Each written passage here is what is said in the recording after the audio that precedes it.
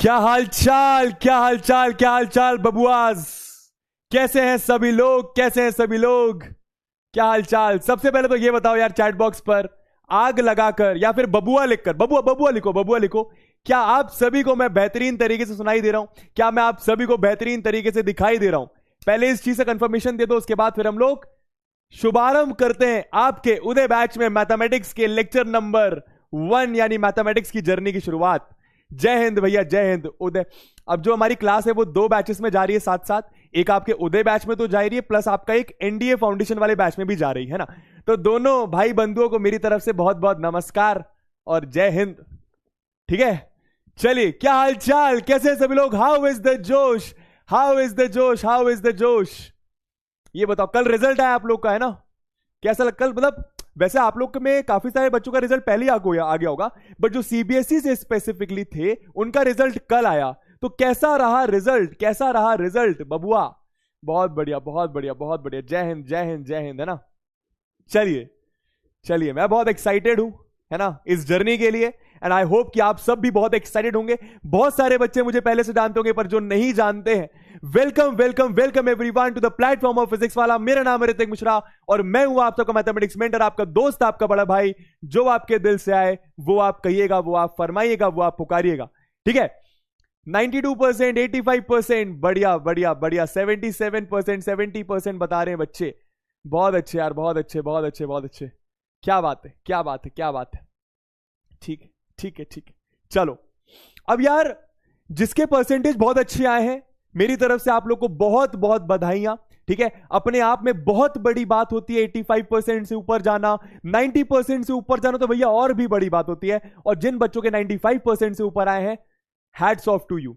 पर जिन बच्चों के किसी कारणवश बहुत अच्छे मार्क्स नहीं आ पाए, कोई गल नहीं है मेरे यारा। क्लास 10th के रिजल्ट्स तेरा फ्यूचर डिसाइड नहीं करने वाले थे एनीवेज। तू खुद सोच के देख, क्लास 10th अगर इतनी इंपॉर्टेंट होती तो तुझे क्लास 11th में भर्ती नहीं दिया होता। सर कहने का मतलब क्या, तू क्लास 11th में पहले ही आ चुका है, हाँ या ना? 1 महीने से आपकी पहले से क्लासेस चालू हो गई होंगी स्कूल में, हाँ या ना? तो क्लास 10th अगर आपका लाइफ डिसाइड कर रहा होता तो फिर सब कुछ रुक जाना चाहिए था।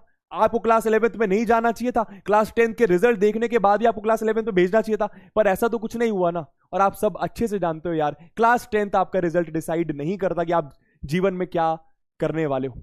जिंदगी बहुत बड़ी है, ठीक है। किसी कारणवश मार्क्स बिगड़े कोई बात नहीं, आज से आपकी एक नई जर्नी शुरुआत हो रही है। वैसे कल से हो गई थी रक्षक सर और सुनील सर के साथ, आपके सुनील भैया के साथ, और आज मेरे साथ स्टार्ट होने वाली है। और मैं प्रॉमिस कर रहा हूं कि यह जर्नी आपकी बहुत खूबसूरत बना दूंगा। ठीक है, बहुत खूबसूरत बना दूंगा। बहुत सारे आप लोगों ने सुना होगा क्लास 11th का मैथमेटिक्स टफ होता है, सुना है कि नहीं सुना? सुना है कि नहीं सुना? क्लास 11th का मैथमेटिक्स टफ होता है, सुना है कि नहीं सुना बबुआस? ये बताइए, मेरे ख्याल से सुना होगा। जय हिंद, जय हिंद, नमस्ते नमस्ते नमस्ते। शालिनी, गरिमा, सोनाक्षी, ओमकार, आदर्श, प्रियांशु, अनन्या, रिचा, पवन, सुमित, सोनम, है ना। जो बच्चे मुझे देख रहे हैं मैं उनको बता दूं, ये दोनों बैचेस में लाइव एक साथ जा रहा है ना, एनडीए फाउंडेशन में भी और उदय में भी, क्योंकि दोनों जगह सेम कंटेंट पढ़ाना है हमें, इसलिए, है ना, है ना। सुना होगा, है ना, सुना है ना, ठीक है। बस एक चीज बोलूंगा, स्टार्टिंग के 10 मिनट जो मैं आपको बताने वाला हूं, प्लीज ध्यान से सुनना। मतलब देखो, पूरी क्लास तुमको सुनना ही है चपड़गंजू, लेकिन स्टार्टिंग के 10 मिनट जो बताने वाला हूं, सिर्फ उतनी एडवाइस फॉलो कर लोगे ना, मैं तुम्हारा क्लास 11 का सफर बहुत आसान बना दूंगा, बहुत मजेदार बना दूंगा।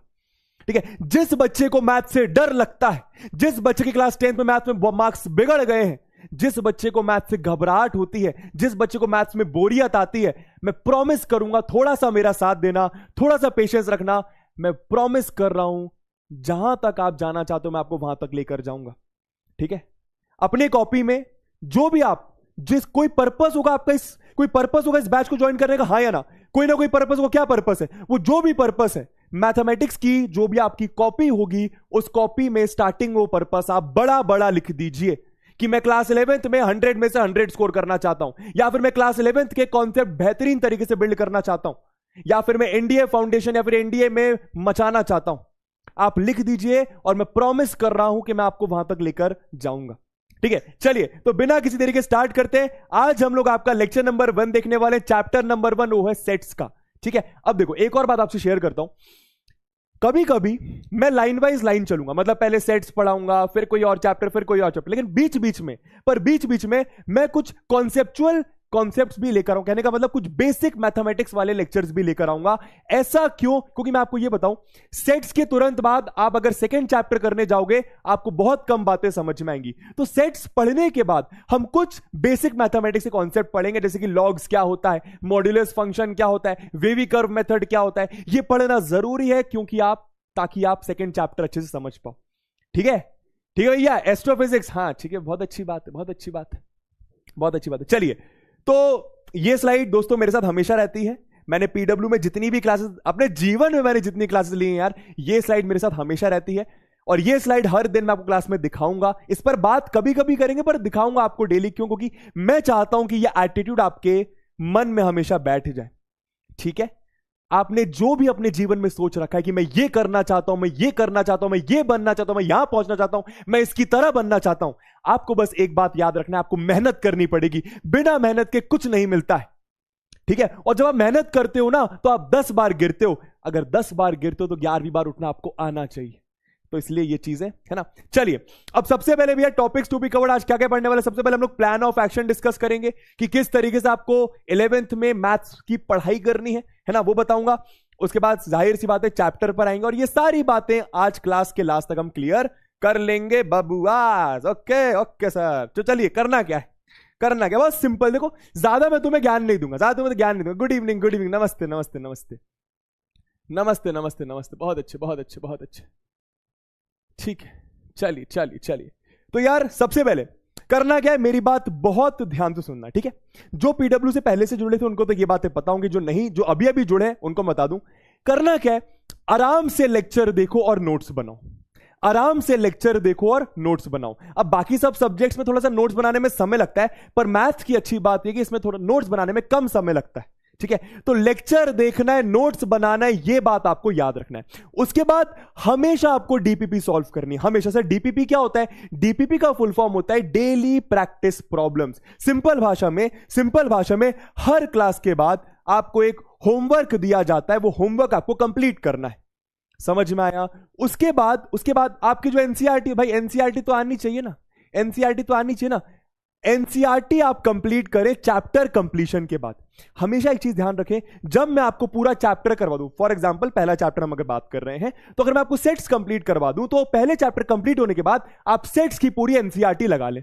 ठीक है, और मैं आपको एक और चीज बोलूंगा, एनसीईआरटी लगाने मतलब जब आप लेक्चर देख लोगे ना, तो आप एनसीईआरटी छोड़ो, आप आरडी शर्मा, आरएस, अरे जो भी आपकी बुक होती है ना, वो बुक के क्वेश्चंस लगा पाओगे। इनफैक्ट कुछ क्वेश्चंस आप जेई लेवल तक के भी लगा पाओगे। तो बिल्कुल भी लोड नहीं लेना है, बस लेक्चर प्रॉपर फॉलो करना है ना। तो एनसीईआरटी प्लीज कंप्लीट करें after the chapter. Between chapter करोगे तो हो सकता है आपको कुछ क्वेश्चंस नहीं बने, है ना। कुछ कभी कभी क्या होगा, मैं आपको पहले ही बोल दूंगा कि भैया ये टॉपिक कंप्लीट हो गया, इस टॉपिक का आप एनसीईआरटी लगा सकते हैं। ठीक है, पर हाँ, लेक्चर सारे चैप्टर कंप्लीट हो जाने के बाद आप एनसीईआरटी आपको पूरी बन जाएगी। उसके बाद रिवीजन या फिर क्विक रिवीजन करना बहुत जरूरी है। अब तुम लोगों ने चपड़गंज जो सुना होगा, क्लास 11th का कोर्स बहुत बड़ा है। क्लास 11 का कोर्स बहुत बड़ा। सर आप तो डरा रहे हो कि मोटिवेट कर रहे हो? अब तुम्हें क्लैरिटी दे रहा हूं कि क्लास 11 का कोर्स बड़ा है, तुम्हें पहले से ही क्या करना पड़ेगा, कुछ चीजें फॉलो करनी पड़ेगी। कहने का मतलब सिंपल, देखो, चैप्टर खत्म होते से ही रिवीजन करना बहुत जरूरी। सर रिवीजन के लिए टाइम कब निकाले? थोड़ा सा ही समय लगता है रिवीजन करने के लिए। आपकी हफ्ते में 3 क्लासेस होने वाली है, उन तीनों क्लासेस का रिवीजन आप सैटरडे या संडे 1 घंटा निकालकर कर लीजिए। रिवीजन करना बहुत बहुत बहुत ज्यादा जरूरी है। और यहां पर मैंने एक और चीज लिखी, क्विक रिवीजन। अब क्विक रिवीजन का मतलब क्या है? कोशिश करो, समझो। अब जैसे कल आपकी एक और क्लास है, परसों आपकी एक और क्लास है, तो कल की क्लास जब आप आओगे 4:30 बजे, कल आपकी क्लास होगी, 4:30 बजे के 5-10 मिनट पहले रेडी हो जाइएगा और फटाफट जो आपने आज की क्लास में पढ़ा ना, उसको एक बार फटाफट, एक बार क्विक रिवीजन ऊपर से देख लीजिएगा। उससे फायदा क्या होगा, जो मैं आपको कल पढ़ाने वाला हूं आपको और बेहतर तरीके से समझ में आएगा, है ना। और टेस्ट देना बहुत जरूरी है, टेस्ट देना बहुत ज्यादा जरूरी है ना। हर 2 या 3 हफ्ते में आपके टेस्ट कंडक्ट होंगे, वो टेस्ट आप लोग जरूर दीजिएगा। अरे 1 घंटे का टेस्ट होता है मुश्किल से। ठीक है भैया, चलिए भैया, तो ये बेसिक बातें आपको फॉलो करनी है। क्लियर है तो लिखो CH क्लियर है, क्लियर है तो लिखो CH क्लियर है भैया, है ना। क्लियर है तो लिखो CH क्लियर है ना। अब कुछ यहां पे एनडीए वाले बच्चे हैं, मैं फिर से बता दूं सारे बच्चों को, प्लीज मेरी बात ध्यान से सुनो। ये जो क्लास जा रही है, ये 2 बैचेस में साथ में लाइव जा रही है, एक एनडीए फाउंडेशन बैच में और एक उदय बैच में। ऐसा क्यों? क्योंकि दोनों जगह हमें सेम ही चीजें पढ़ानी है, तो हमने सोचा कि दोनों बैच में अपन साथ साथ पढ़ाएंगे। ये बात आपको पहले से बता दी गई थी एनडीए वालों को, है ना। बहुत बढ़िया। चलिए ठीक है, अब पर्पस क्या है? पर्पस किसी का 100 में से 100 हो सकता है। पर्पस हमारा, देखो मेरा मेन पर्पस तो ये है, मेरा मेन पर्पस तो ये है, ठीक है, क्योंकि अगर आपने ये कर लिया ना तो ऑटोमेटिकली ये भी हो जाएगा और ये भी हो जाएगा। अब हम लोग को पता है क्या लगता है कि जेई, मतलब हम लोग को ना बहुत कम चीजें पता होती हैं कि जेई के अलावा क्या कौन सा कोई एग्जाम होता है जिसमें मैथ्स यूज होता है। सबसे पहले बता दूं, मैथ्स हर जगह यूज होता है। आज कोई भी स्टूडेंट मुझसे आगे पूछता है सर कौन सा सब्जेक्ट ऑप्ट करूं, मैं उसको एक एडवाइस करता हूं, अरे तू कोई भी सब्जेक्ट ले, उसके साथ मैथ्स जरूर लेना। बायो वालों के लिए थोड़ा सा मैथ्स मुश्किल हो जाता है तो मैं उनको अवॉइड करता हूं बोलना, बट बायो के अलावा जितने भी बच्चे होते हैं वो कॉमर्स ले, आर्ट्स ले या फिर कोई और स्ट्रीम ले, उसको मैं मैथ्स जरूर बोलता हूं। रीजन क्या है? मैथ्स आपको जीवन भर काम आता है और मैथ्स आपका दिमाग ग्रो करता है। आज भाई क्लास 10th के मैथ्स से बहुत डिफरेंट है क्लास 11th का मैथ्स। मैं आसान बनाऊंगा लेकिन तुम्हें पहले क्लैरिटी दे रहा हूं। क्लास 10th में एक चैप्टर में 2 या 3 कॉन्सेप्ट होते थे, ट्रिग्नोमेट्री में मुश्किल से 3 फॉर्मुलेस थे, लेकिन क्लास 11th में आपके ट्रिग्नोमेट्री में कम से कम 50 फॉर्मुलेस हैं। सब कुछ मेरे पे छोड़ दो, मैं संभाल लूंगा, बस तुमको पहली सी सारी चीजें बता रहा हूं मैं, है ना, ठीक है। तो और बाकी जाहिर सी बात है, कोई भी कंपटीशन वाले एग्जाम की तैयारी कर रहे हो वो बातें भी आपकी यहां से क्लियर हो जाएंगी, बढ़िया बढ़िया क्वेश्चंस आपको करवाऊंगा, है ना। चलिए अब सुनिए, प्लीज मेरी बातें ध्यान सुनिएगा। टफ लगेगा, बिल्कुल लगेगा। आज की क्लास बहुत इजी है, कल की बहुत इजी होगी, हो सकता है परसों वाली क्लास टफ लगे, हो सकता है सेकंड चैप्टर टफ लगे, हो सकता है 6th चैप्टर टफ लगे, हो सकता है 7th चैप्टर की कोई क्लास टफ लगे। करना क्या है? टफ लगेगा, चलते रहना है, छोड़ना नहीं है। टफ लगेगा, चलते रहना है, छोड़ना नहीं है। समझ में आया? ठीक है।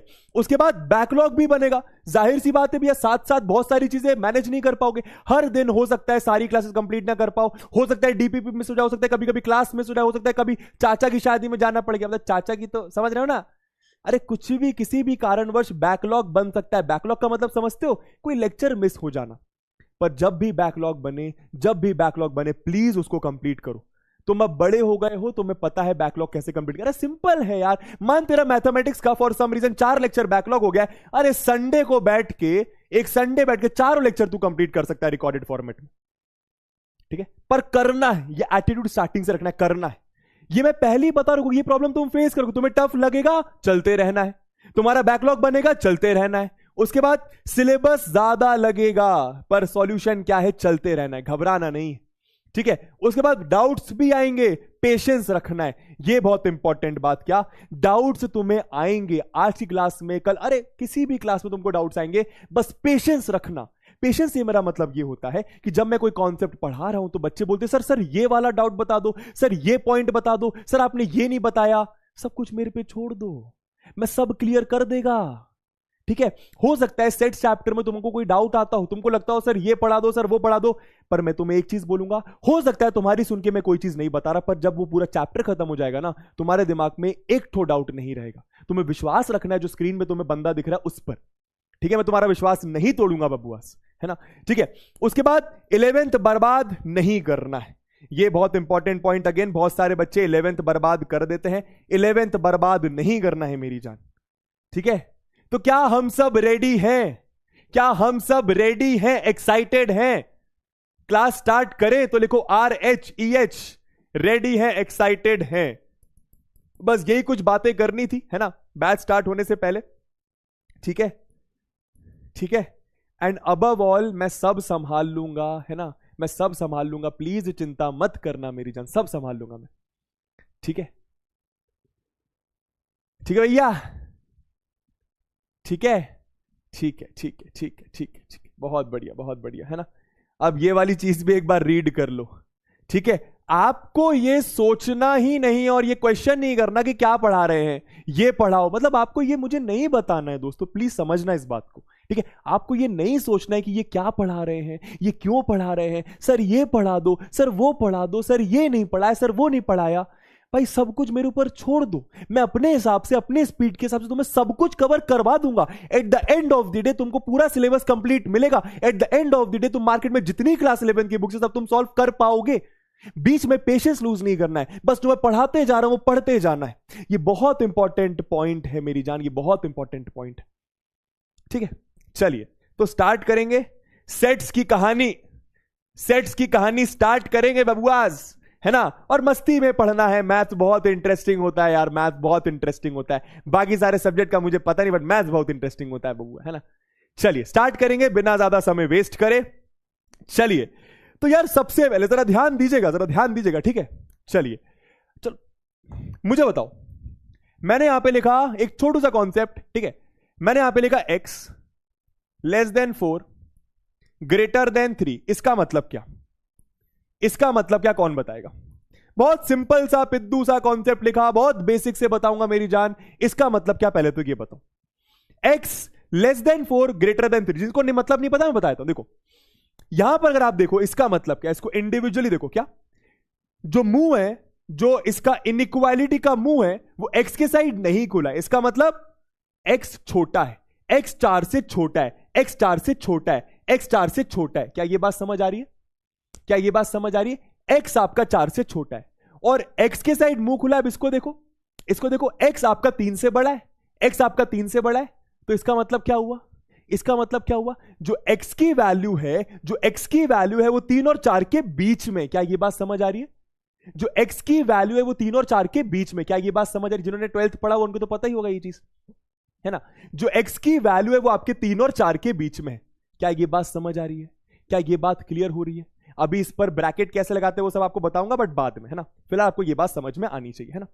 चलिए बहुत बढ़िया, बहुत बढ़िया, ठीक है। चलिए अब एक और चीज लिखता हूं, जरा इसका मतलब बताना जरा। पहली चीज, मानो x मैंने लिखा ऐसा, लेस देन 5 ग्रेटर देन 2, और मैं आपको बोल रहा हूं कि जो x है, जो x है वो नेचुरल नंबर है। तो मुझे क्या आप बता सकते हो x की वैल्यू क्या होगी? सोच के बताओ।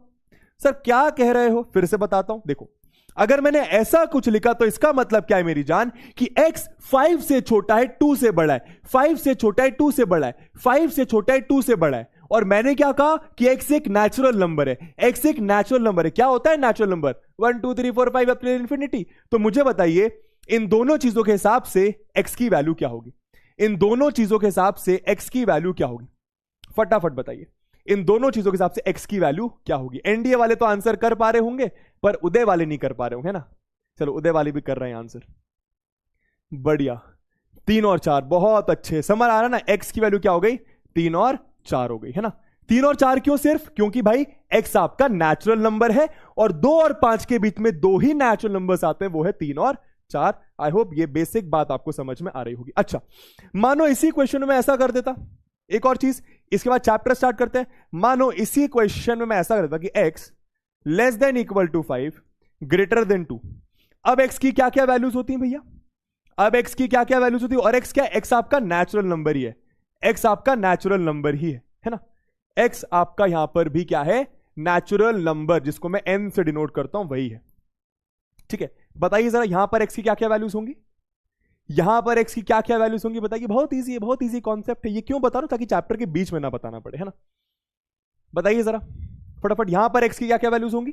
सर इसका मतलब क्या? सर ये डैश लगा दिया, इसका मतलब क्या? इसका मतलब होता है इक्वल, इक्वल टू। मतलब यहां पे ऐसा ना लिख के मैं इनइक्वालिटी के नीचे ऐसा लगा देता हूं। इसका मतलब क्या सीख लो एक बार, कि x 5 से छोटा या 5 के बराबर, x 5 से छोटा या 5 के बराबर, x 5 से छोटा या 5 के बराबर। समझ में आ रहा है? ठीक है, x 5 से छोटा या 5 के बराबर भी हो सकता है। तो यहां पर क्या मतलब हो जाएगा? यहां पर x की क्या क्या वैल्यूज रहेंगी? देखो 2 और 5 के बीच में 3 और 4 तो होता ही है, पर आप यहां पे 5 को भी गिनोगे। क्यों? क्योंकि उन्होंने बोला x 5 से छोटा या 5 के बराबर भी हो सकता है। आई होप आपको यह बात समझ आई।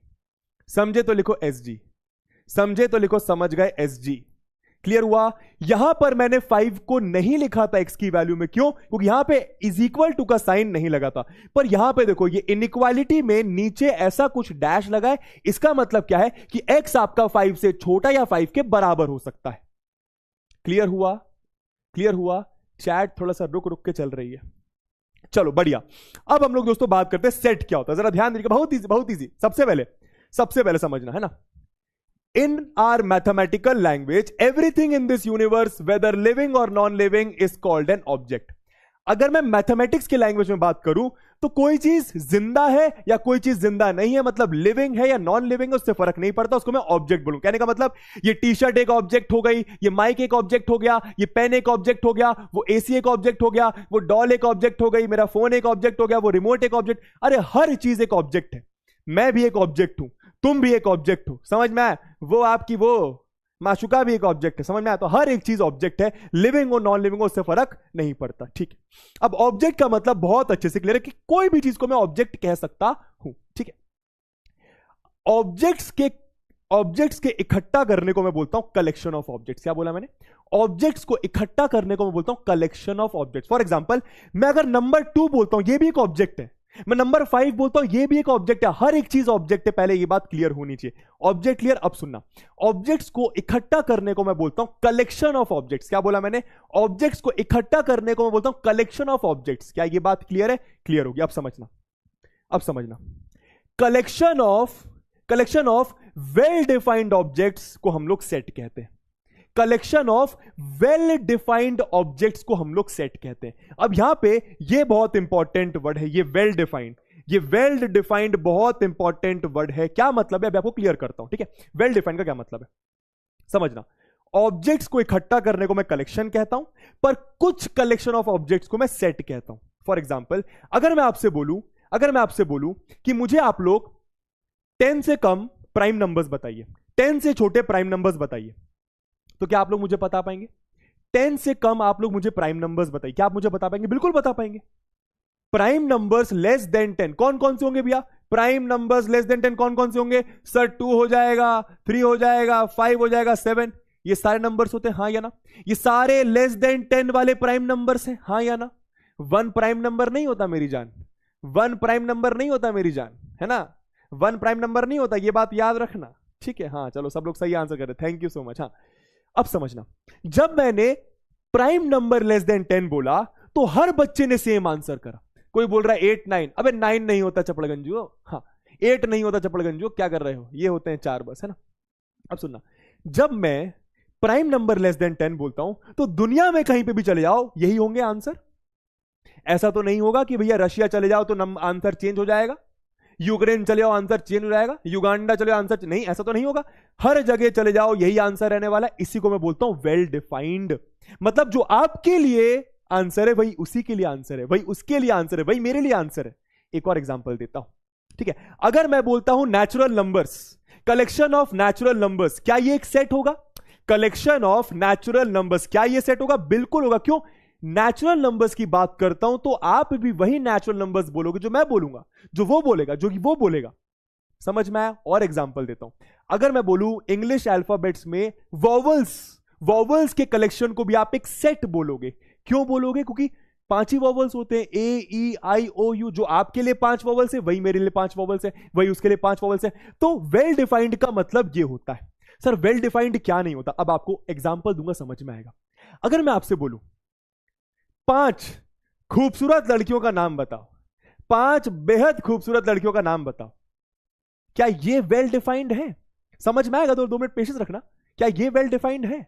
सोच के देखो।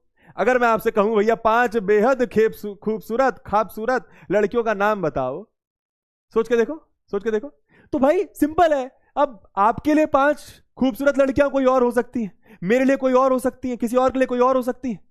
समझ रही? खूबसूरत जो वर्ड है, ये खूबसूरत वर्ड आपके लिए अलग है भैया, उनके लिए अलग है, मेरे लिए अलग है, इनके लिए अलग है। समझ रहे हो?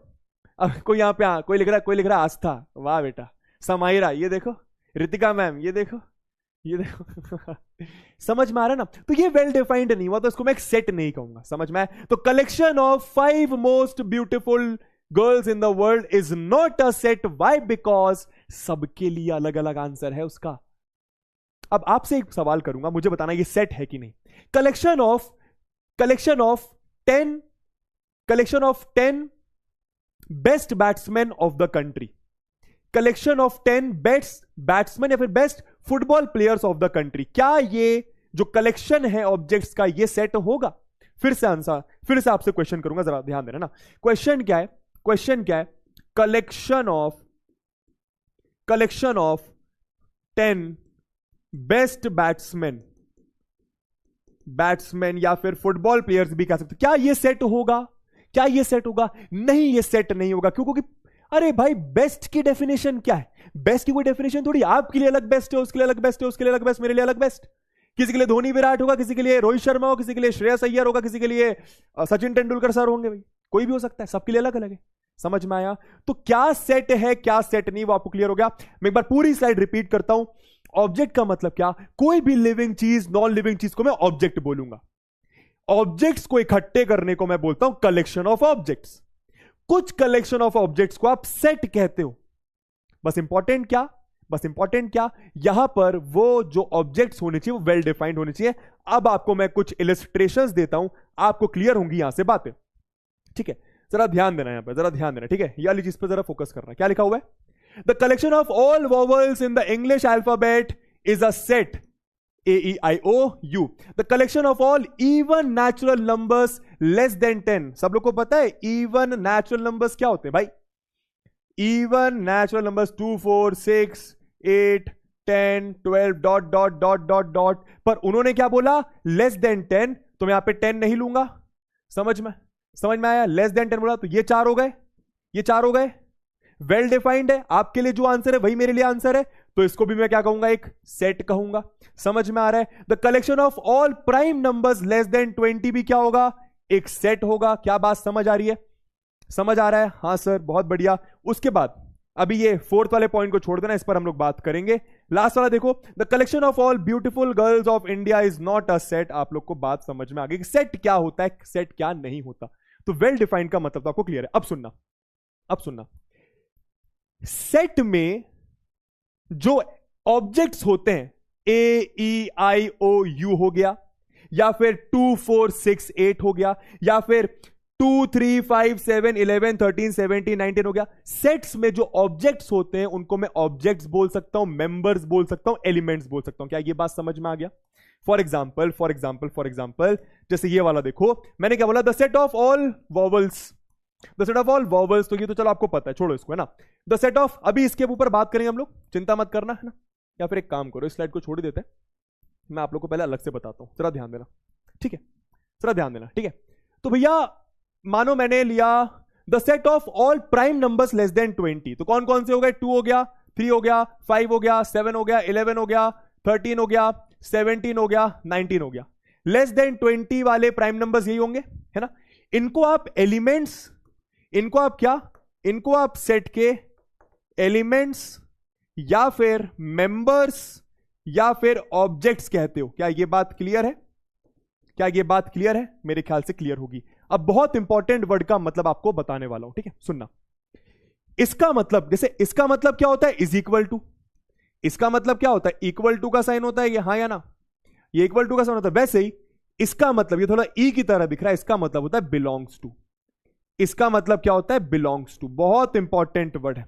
और इसका मतलब क्या होता है? अगर इसी में मैं ऐसा लगा दूं तो does not belong to, does not belong to. समझ में आ गया? समझ में आया? पहले तो इस साइन का मतलब क्लियर तो लिखो, CH क्लियर है क्या? अगर ऐसा कुछ ई टाइप का लिखा है, इसको मैं एप्सिलॉन कहता हूं। क्या कहता हूं इसको मैं? एप्सिलॉन, ग्रीक लेटर है, एप्सिलॉन कहता हूं। इसका मतलब क्या होता है? Belongs to. अब मैं ये क्यों बता रहा हूं, अभी आपको समझ में आएगा। ठीक है दोस्तों, ये एक सेट है, ये एक सेट है। क्या मैं ऐसा कह सकता हूं कि 2 एक एलिमेंट है, 2 एक एलिमेंट? अच्छा, अब सेट को डिनोट कैसे करते हैं ये भी सीख लो। सेट को डिनोट करते हैं कैपिटल लेटर से। किससे? कैपिटल लेटर से। फॉर एग्जांपल मैंने इसको कैपिटल ए से डिनोट कर दिया, कैपिटल ए से डिनोट कर दिया। जरा ध्यान देना, ठीक है। 2 एक एलिमेंट है, 2 एक एलिमेंट है। मैं ऐसा लिखूंगा 2 बिलोंग्स टू ए। क्या ये बात समझ आई? क्या ये बात समझ आई? या फिर मैं ऐसा लिखूंगा 7 ऑल्सो बिलोंग्स टू ए। 7 एक एलिमेंट है, एक मेंबर, एक ऑब्जेक्ट है जो ए सेट को बिलोंग करता है ना। वैसे ही 11 belongs to 19, sorry, belongs to A. क्या ये बात समझ आ रही है? या फिर ऐसा लिख सकता हूं 12 does not belong to A. क्या ये बात समझ आई? ये बिलोंग्स टू का मतलब क्या होता है? अगर वो एलिमेंट उस सेट में है तो आप बिलोंग्स टू बोलते हो, और अगर वो एलिमेंट उस सेट में नहीं है तो आप डज नॉट बिलोंग टू बोलते हो। क्लियर है? क्लियर है तो लिखो CH क्लियर है भैया। क्लियर है तो लिखो CH क्लियर है भैया। ठीक है, सिंपल बात। अब एक क्वेश्चन दूंगा बहुत बेसिक सा यहां पर, है ना। हम लोग सारी बात एकदम बेसिक से करने वाले, उसके बाद हम लोग धीरे धीरे डिफिकल्ट लेवल भी पकड़ेंगे, तो लोड मत लेना। तो यार इसका बताओ, एक सेट है, एक सेट है मानो ऐसा, एक सेट है मानो ऐसा, उसमें कौन कौन से एलिमेंट्स है? 0 है, 1 है, 2 है, 3 है, 4 है, 5 है, 6 है, 7 है, 8 है, 9 है, 10 है। ठीक है, ठीक है। Then insert the appropriate symbol, ये वाला या फिर ये वाला, in each of the blank spaces. बताओ भाई पहले वाले क्वेश्चन में कौन सा सिंबल आएगा? पहले वाले क्वेश्चन में कौन सा सिंबल आएगा? सिंपल है, देखो ना, क्या 4 जो एलिमेंट है वो आपके ए सेट में आ रहा है? आ रहा है, तो 4 बिलोंग्स टू। यहां पर क्या आएगा? -4 क्या ए में आ रहा है? नहीं आ रहा, तो डज नॉट बिलोंग टू। इतना इजी। क्या 12 आपका इसमें आ रहा है? नहीं आ रहा, तो डज नॉट बिलोंग टू। क्या 9 आ रहा है? आ रहा है, तो बिलोंग्स टू। कि 9 बिलोंग्स टू ए। बहुत बढ़िया, बहुत बढ़िया। 0 आ रहा है? आ रहा है। -2 आ रहा है क्या? नहीं आ रहा। इजी, इजी है, इजी है, मेरे ख्याल से बहुत इजी है बबुआ, है ना, मेरे ख्याल से बहुत इजी है। ठीक है, तो ये बात भी आप समझ गए। अच्छा, अब सेट को दोस्तों रिप्रेजेंट करने के 2 तरीके होते हैं, है ना। सेट को अब आप 2-3 चीजें सीख गए क्या? कि सेट को आप लोग कैपिटल लेटर से डिनोट करोगे, है ना, लेकिन सेट को रिप्रेजेंट करने के 2 तरीके होते हैं, जरा ध्यान देना।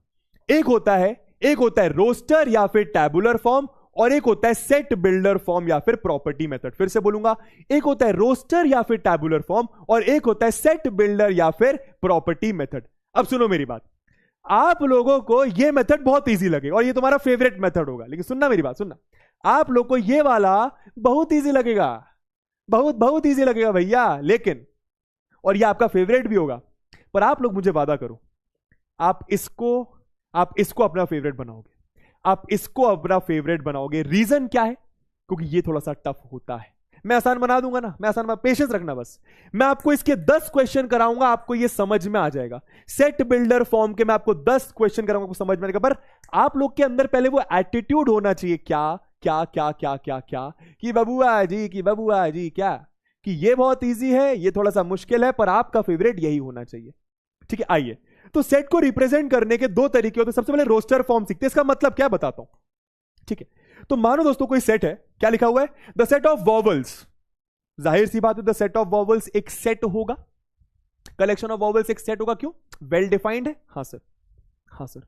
कैसे रिप्रेजेंट करते हो? सबसे पहले तो कोई भी एक कैपिटल लेटर लिख दो, is equal to, roster form में सबसे पहले कर्ली ब्रैकेट्स लिखो। क्या कर्ली ब्रैकेट्स? इसको हम बोलते हैं कर्ली ब्रैकेट्स। क्या बोलते हैं? Curly brackets. क्या बोलते हैं? Curly brackets. समझ में आया? ओके सर, जरा ध्यान देना। ठीक है, कौन कौन से होते हैं? एलिमेंट्स लिख दो, ए लिख दो, आई लिख दो, ई लिख दो, ओ लिख दो, यू लिख दो, और कॉमा लगा दो। दोस्तों ये इतना सिंपल होता है रोस्टर फॉर्म में। मतलब बेसिकली करना क्या है? कर्ली ब्रैकेट्स लगाओ, एलिमेंट के बीच में कॉमा लगा दो, कर्ली ब्रैकेट्स लगाओ, एलिमेंट के बीच में कॉमा लगा दो। आओ एक और करते हैं, समझ में आएगा। क्या लिखा हुआ है? The set of even natural number, the set of even natural number. तो मानो इसको मैंने बी सेट बोल दिया, है ना। कौन कौन से एलिमेंट्स आएंगे इसमें? 2 आएगा, 4 आएगा, 6 आएगा, 8 आएगा, 10 आएगा, 12 आएगा, 14 आएगा, dot dot dot dot dot. Sir dot dot dot dot dot क्यों लगा रहे हो?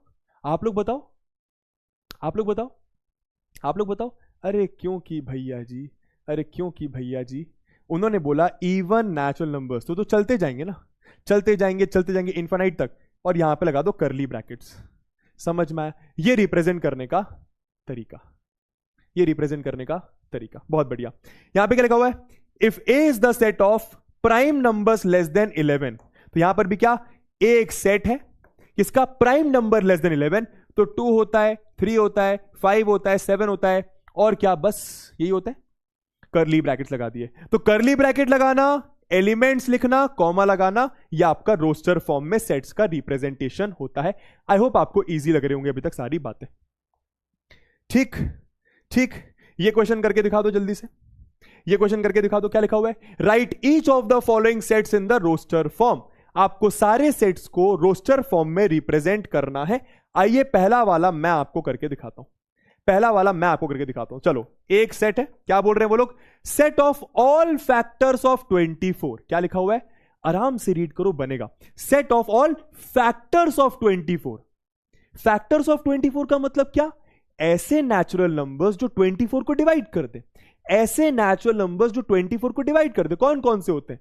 1 होता है, 2 होता है, 3 होता है, 4 के टेबल में भी 24 आता है, 6 के टेबल में आता है, 8 के टेबल में आता है, 12 के टेबल में, 24 के टेबल में, और कर्ली ब्रैकेट्स लगा दो।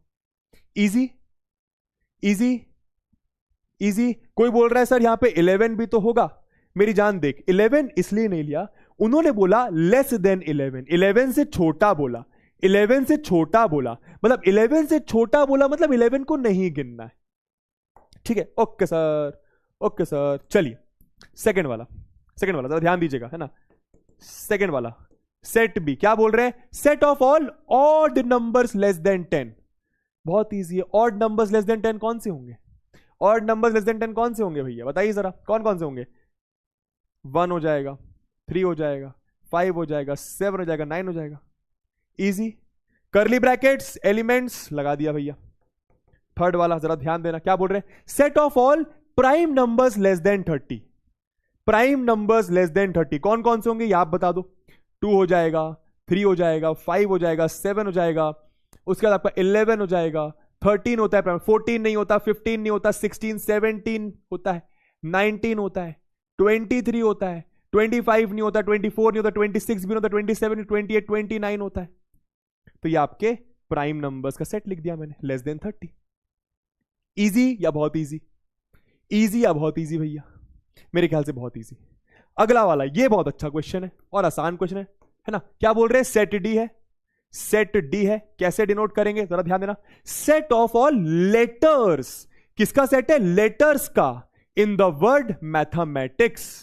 मैथमेटिक्स वर्ड में जो भी लेटर्स हैं उनको कलेक्ट कर लो, मैथमेटिक्स वर्ड में जो भी लेटर्स हैं उनको कलेक्ट कर दो। चलो कैसे करेंगे जरा ध्यान देना, ठीक है। मैंने लिखा एम, सब लोग फोकस करना है यहाँ पे, या यहीं पे करता हूं इसको, चलो फोर्थ वाला यहीं पे करता हूं, है ना।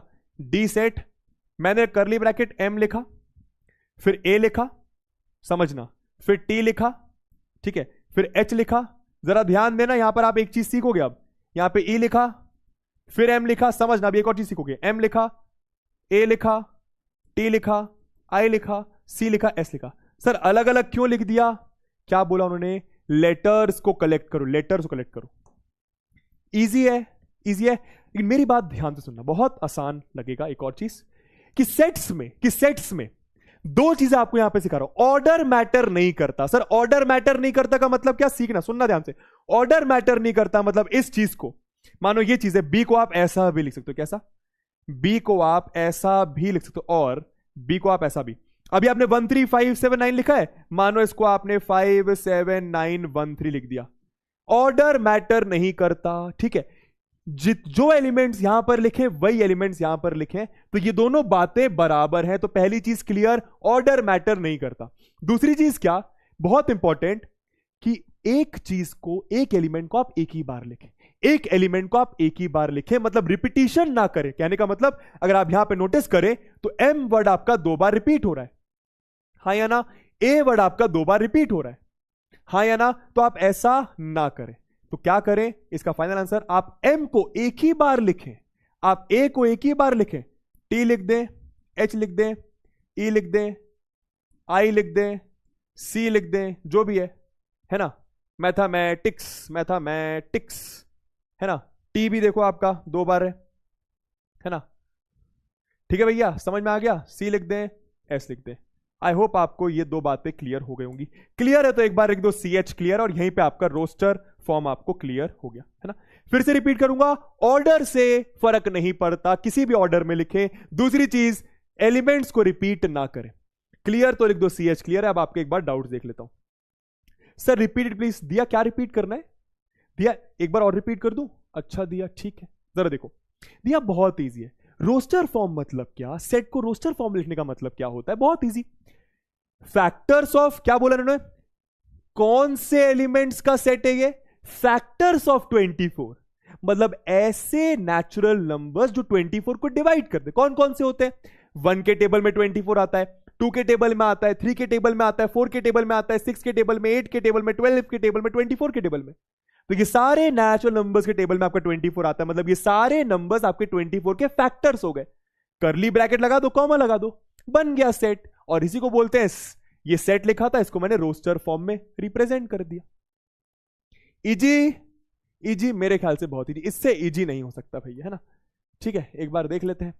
Sir how to manage Arjuna JEE, अरे मैनेज क्यों कर रहे हैं श्रीशांत जी, अर्जुना जेई बैच से ही पढ़े, है ना। वो जेई का बैच एकदम अलग है। सर सेकंड वाले में 1 क्यों है, सर सेकंड वाले में 1 क्यों है, कौन सेकंड में, ये डाउट शायद गलत पूछा आपने, गलत स्लाइड पे।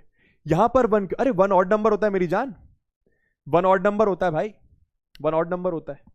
चलिए, तो रोस्टर फॉर्म तो क्लियर हो गया है ना। यही चीज यहां पे लिखी थी क्या नोट में, the order in which the elements are written in a set makes no difference. Order से कोई फर्क नहीं पड़ता। आप AEIOU लिखो या फिर EAIOU लिखो, उससे कोई फर्क नहीं पड़ता। दूसरी चीज 1 2 3 2 मत लिखो, 1 2 3 लिखो। समझ में आया? रिपीट मत करो एलिमेंट्स को। चलिए, अब मैंने क्या बोला, रोस्टर फॉर्म इजी लगा कि नहीं लगा? रोस्टर फॉर्म इजी लगा था, बहुत इजी लगा होगा भैया, बहुत इजी लगा। अरे मेरा बर्थडे नहीं है भाई, मेरा बर्थडे नहीं है। अब देखो, सेट बिल्डर फॉर्म से तुम्हें प्यार करना है, इससे तुम्हें प्यार करना है, इससे तुम्हें बेइंतहा मोहब्बत करनी है भैया। बहुत आसान है, ठीक है। मुझे बस तुम लोग 6-7 क्वेश्चंस कर लें दो, तुम लोग को खुद ही समझ में आ जाएगा चल क्या रहा है। ठीक है, ठीक है, समझ में आया? मुझे बस तुम लोग क्या करने दो, 7-8 क्वेश्चंस करने दो, तुमको खुद ही क्लियर है चल क्या रहा है। काम वही करना है, सेट को रिप्रेजेंट करना है, लेकिन सेट बिल्डर फॉर्म से। अब सुनो जरा, है ना दोस्तों। मानो यहां पर मैंने ऐसा कुछ लिखा, ये एक सेट है। काय में लिखा है? ये रोस्टर फॉर्म में लिखा है, हाँ या ना? तुम ही लोग आंसर करो, ठीक है। काय में लिखा है? ये रोस्टर फॉर्म में लिखा है, हाँ या ना? ये रोस्टर फॉर्म में लिखा है ना, set A is equal to curly brackets 1 2 3 4 5 6 7 8। Set builder form का मतलब क्या होता है कि डायरेक्ट एलिमेंट्स ना लिखकर, समझना, डायरेक्ट एलिमेंट्स ना लिखकर एलिमेंट की कोई प्रॉपर्टी लिख दीजिए। फिर से बोलूंगा, डायरेक्ट एलिमेंट ना लिखकर एलिमेंट की कोई प्रॉपर्टी लिख दीजिए। समझ में आया? सर कहने का मतलब क्या? आप लोगों से क्वेश्चन करूंगा, मुझे बताओ क्या कोई और तरीका, मानो यहां पे बिना 1 2 3 4 7 5 6 7 बताए, क्या आप मुझे कुछ ऐसा बता सकते हो जिससे मैं 1 से लेकर 7 तक ही नंबर्स लिखूं? जरा सोच के देखना, सब लोग से पूछ रहा हूं मैं ये चीज। आपको पता है यहां पे ये 7 नंबर्स लिखे, पर क्या बिना ये दिखाए आप मुझे कुछ ऐसा बता सकते हैं जिसकी मदद से मैं यहां पर जो सेट बनाऊं उसमें ये 7 नंबर्स लिखे हों? सोच के देखो। मैं फिर से बोलूंगा, पेशेंस रखना। थोड़ा सा मुश्किल लगता है स्टार्टिंग में, फिर इजी हो जाता है। मुझे भी तुम्हारी जगह होता। वेरी गुड, किसी ने बताया, समझो। किसी ने बोला सर ये जो नंबर्स लिखे ना, इसको आप ऐसा भी बोल सकते हो क्या? Natural numbers less than 8। हाँ या ना? अरे भैया, मैं ऐसा लिखूं या ऐसा लिखूं, बात बराबर है। तो यही होता है सेट बिल्डर फॉर्म। क्या? कि डायरेक्ट एलिमेंट्स ना लिखकर आप कुछ ऐसा बताओ जिससे मैं वो एलिमेंट के बारे में बता पाऊं। समझ में आया? अब इसको लिखते कैसे? बहुत सारे तरीके आओ सिखाता हूं। चलो यही वाला क्वेश्चन करते हैं। कैसे करते हैं समझना जरा ध्यान से। आप कैपिटल ए ही लिखोगे, ठीक है, कर्ली ब्रैकेट लगाओगे। अब सुनना, आप ऐसे लिख दो, एक्स इज सच दैट, इस साइन का मतलब होता है सच दैट, इस साइन का मतलब होता है सच दैट। अच्छा, इसकी जगह यहां पे नोट कर लो, इसकी जगह आप ये या फिर ये भी यूज कर सकते हो। और इसका मतलब क्या होता है? Such that. इस साइन का मतलब होता है सच दैट। जरा पेशेंस रखना, समझ में आएंगी आपको बातें, है ना। X is such that, x is a natural number less than 8। ये एक तरीका हो गया लिखने का। मतलब आप समझ रहे हो, बात वही है, पर लिखा अलग तरीके से। ये एक्स क्या है? आपका ये मेंबर है। एक्स क्या है? आपकी ये वैल्यूज है। और तरीका बताता हूं, देखो, एक और तरीका, ए इज इक्वल टू, आप ऐसा भी लिख सकते हो क्या? एक्स इज, पेशेंस रखना मेरी जान, धीरे धीरे समझ में। मैंने क्या बोला? 5-6 क्वेश्चंस मुझे करने दो, फिर तुम्हें समझ में आ जाएगा ना। एक्स इज सच दैट, इसकी जगह आप ऐसा भी लिख सकते हो क्या? एक्स इज सच दैट, आराम से, x is less than 8, greater than 0 and x belongs to natural numbers. इस चीज को भी देखो जरा, यह भी एक लिखने का तरीका है। जरा ध्यान देना, मैंने क्या लिखा? एक्स क्या है? ये कुछ नहीं, ये एक्स के बारे में बता रहा है। एक्स क्या है? एक्स आपका 8 से छोटा, 0 से बड़ा। क्लास के स्टार्टिंग में सिखाया था, एक्स आपका 8 से छोटा है, 0 से बड़ा है। और 0 से बड़ा 8 से छोटा तो कोई भी नंबर हो सकता है, 0.1 भी हो सकता है, 0.2 भी हो सकता है, 0.3 भी हो सकता है, पर 0.1 0.2 0.3 यहां पर नहीं। भाई इधर इधर इधर इधर 0 और 8 के बीच में, समझना 0 और 8 के बीच में तो 6.5 भी आता है, 6.5 भी आता है, पर 6.5 को मैं नहीं गिन रहा हूं। क्यों नहीं गिन रहा? क्योंकि मैंने यहां पे क्लियर कर दिया कि x मेरा नेचुरल नंबर है। मतलब 0 और 8 के बीच में कौन कौन से नेचुरल नंबर होंगे? 1 2 3 4 5 6 7, देखो लिखा हुआ है। समझे किस तरीके से कर रहे हैं?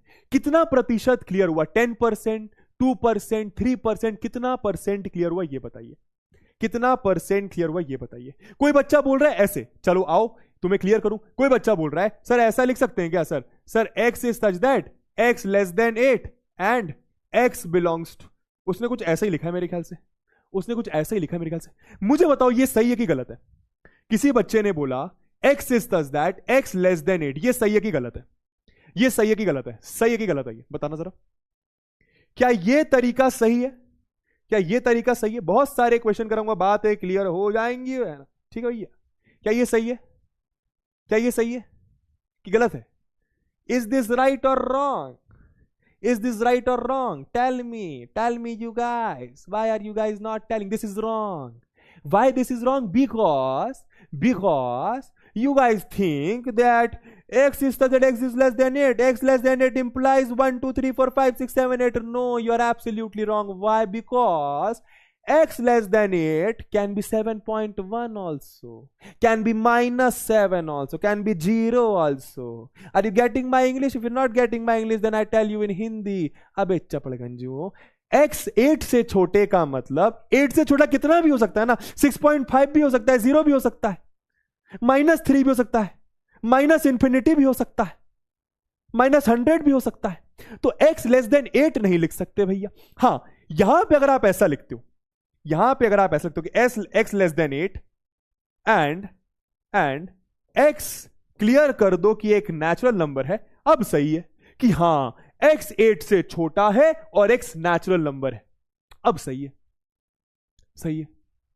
समझ आया? समझ आया? मेरे ख्याल से क्लियर हो। अच्छा ठीक है भैया, तुम कह रहे हो तो समझ गए हैं, ठीक है ठीक है।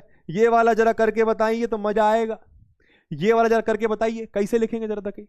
पहले तो पैटर्न देखो, पहले तो पैटर्न देखो, 1 2 4 7 14 28, 1 2 4 7 14 28, ये कैसे नंबर्स है? ये आपका रोस्टर फॉर्म दिया हुआ है, ये आपका रोस्टर फॉर्म या आपको सेट बिल्डर फॉर्म में लिखना है। सोचो जरा, सोचो जरा। कोई बोल रहा है अभी भी गलत है, अबे अब गलत नहीं है, अब गलत नहीं है, अब गलत नहीं है। क्लियर कर दिया हमने कि x आपका नेचुरल नंबर है, तो x से छोटा नेचुरल नंबर आपका 1 2 3 4 5 6 7 ही होगा। ठीक है भैया? ठीक है, बताइए जरा ये क्या है? हिंट दू, हिंट दू, हिंट दू, हिंट दू। ये सब 28 के कुछ लगते हैं, ये सब 28 के कुछ लगते हैं। बहुत आसान, देखो इन सब की प्रॉपर्टी देखो। मैंने क्या बोला? अभी दूसरा क्वेश्चन है तो अपने आप को कोई जज ना करेगी सर मुझे समझ नहीं आ रहा। मैंने क्या बोला? 5-6 क्वेश्चन पेशेंस रखो, अगला तुम्हें खुद ही बनेगा। सेट बी क्या लिखोगे? x से सच दैट ऐसा लिखो या फिर ऐसा लिखो, फर्क नहीं पड़ता। x is a factor of 28। x क्या है? x आपका 28 का फैक्टर। अब कोई बोलेगा सर यहां पे y नहीं लिख सकता, लिख सकते हो, कोई फर्क नहीं पड़ता, मैंने x यूज करा है, तो बस ये आपका हो गया। ठीक है भैया, समझ में आ गया? या फिर ऐसा भी लिख सकते हो क्या? सेट बी, या फिर और करके ऐसा भी, और set B is equals to x is such that x divides 28 and x belongs to natural numbers. ये भी सही है, समझ में आ गया? क्लियर हो गया? ऐसे भी लिख सकते हो।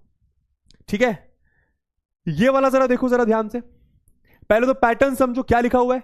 पहले तो एक कॉमन चीज देखो जो ये सब फॉलो कर रहे हैं, पहले तो कॉमन चीज देखो जो ये सब फॉलो कर रहे हैं, जरा ध्यान देना। मैं फिर से बोलूंगा 4-5 क्वेश्चन मुझे करने दो, फिर तुम्हें खुद ही समझ में आएगा, फिर तुम्हारे डाउट भी देखता हूं मैं। 4-5 क्वेश्चन, जरा पेशेंस रखो, है ना। क्या लिखा हुआ है? 2 लिखा है, फिर 4 लिखा है, फिर 8 लिखा है, फिर 16 लिखा है, फिर 32 लिखा है। कोई बोलेगा सर ये 2 के मल्टीपल्स है। नहीं दोस्तों, यहां पे 6 नहीं है, 10 नहीं है, 12 नहीं है, 14 नहीं, तो 2 के मल्टीपल्स तो नहीं हुए। क्या है ये? सोच के देखो। हिंट दू, 2 की पावर देखो कुछ, 2 की पावर देखो कुछ, 2 की पावर देखो कुछ, 2 की पावर देखिए कुछ। फैक्टर्स ऑफ 32 बोल रहे हैं सब लोग दोस्तों। फैक्टर ऑफ 32 में 1 भी तो आएगा।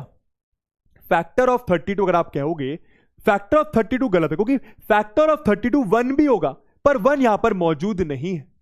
फैक्टर ऑफ 32 में 1 भी होगा पर 1 यहां पर मौजूद नहीं है, तो फैक्टर ऑफ 32 गलत है ना। अगर आप देखो दोस्तों, ये आपकी 2 की पावर 1 है, ये 2 की पावर 2 है, ये 2 की पावर 3 होता है, ये 2 की पावर 4 होता है, ये 2 की पावर 5 होता है। तो क्या लिखोगे ऐसा, समझना, C is equals to x is such that x बराबर 2 की पावर n। जरा ध्यान देना, x क्या है, x आपका 2 की पावर n के बराबर है, और n क्या है, और n क्या है, where n belongs to natural numbers and n is less than कितना है, n इज लेस देन 6।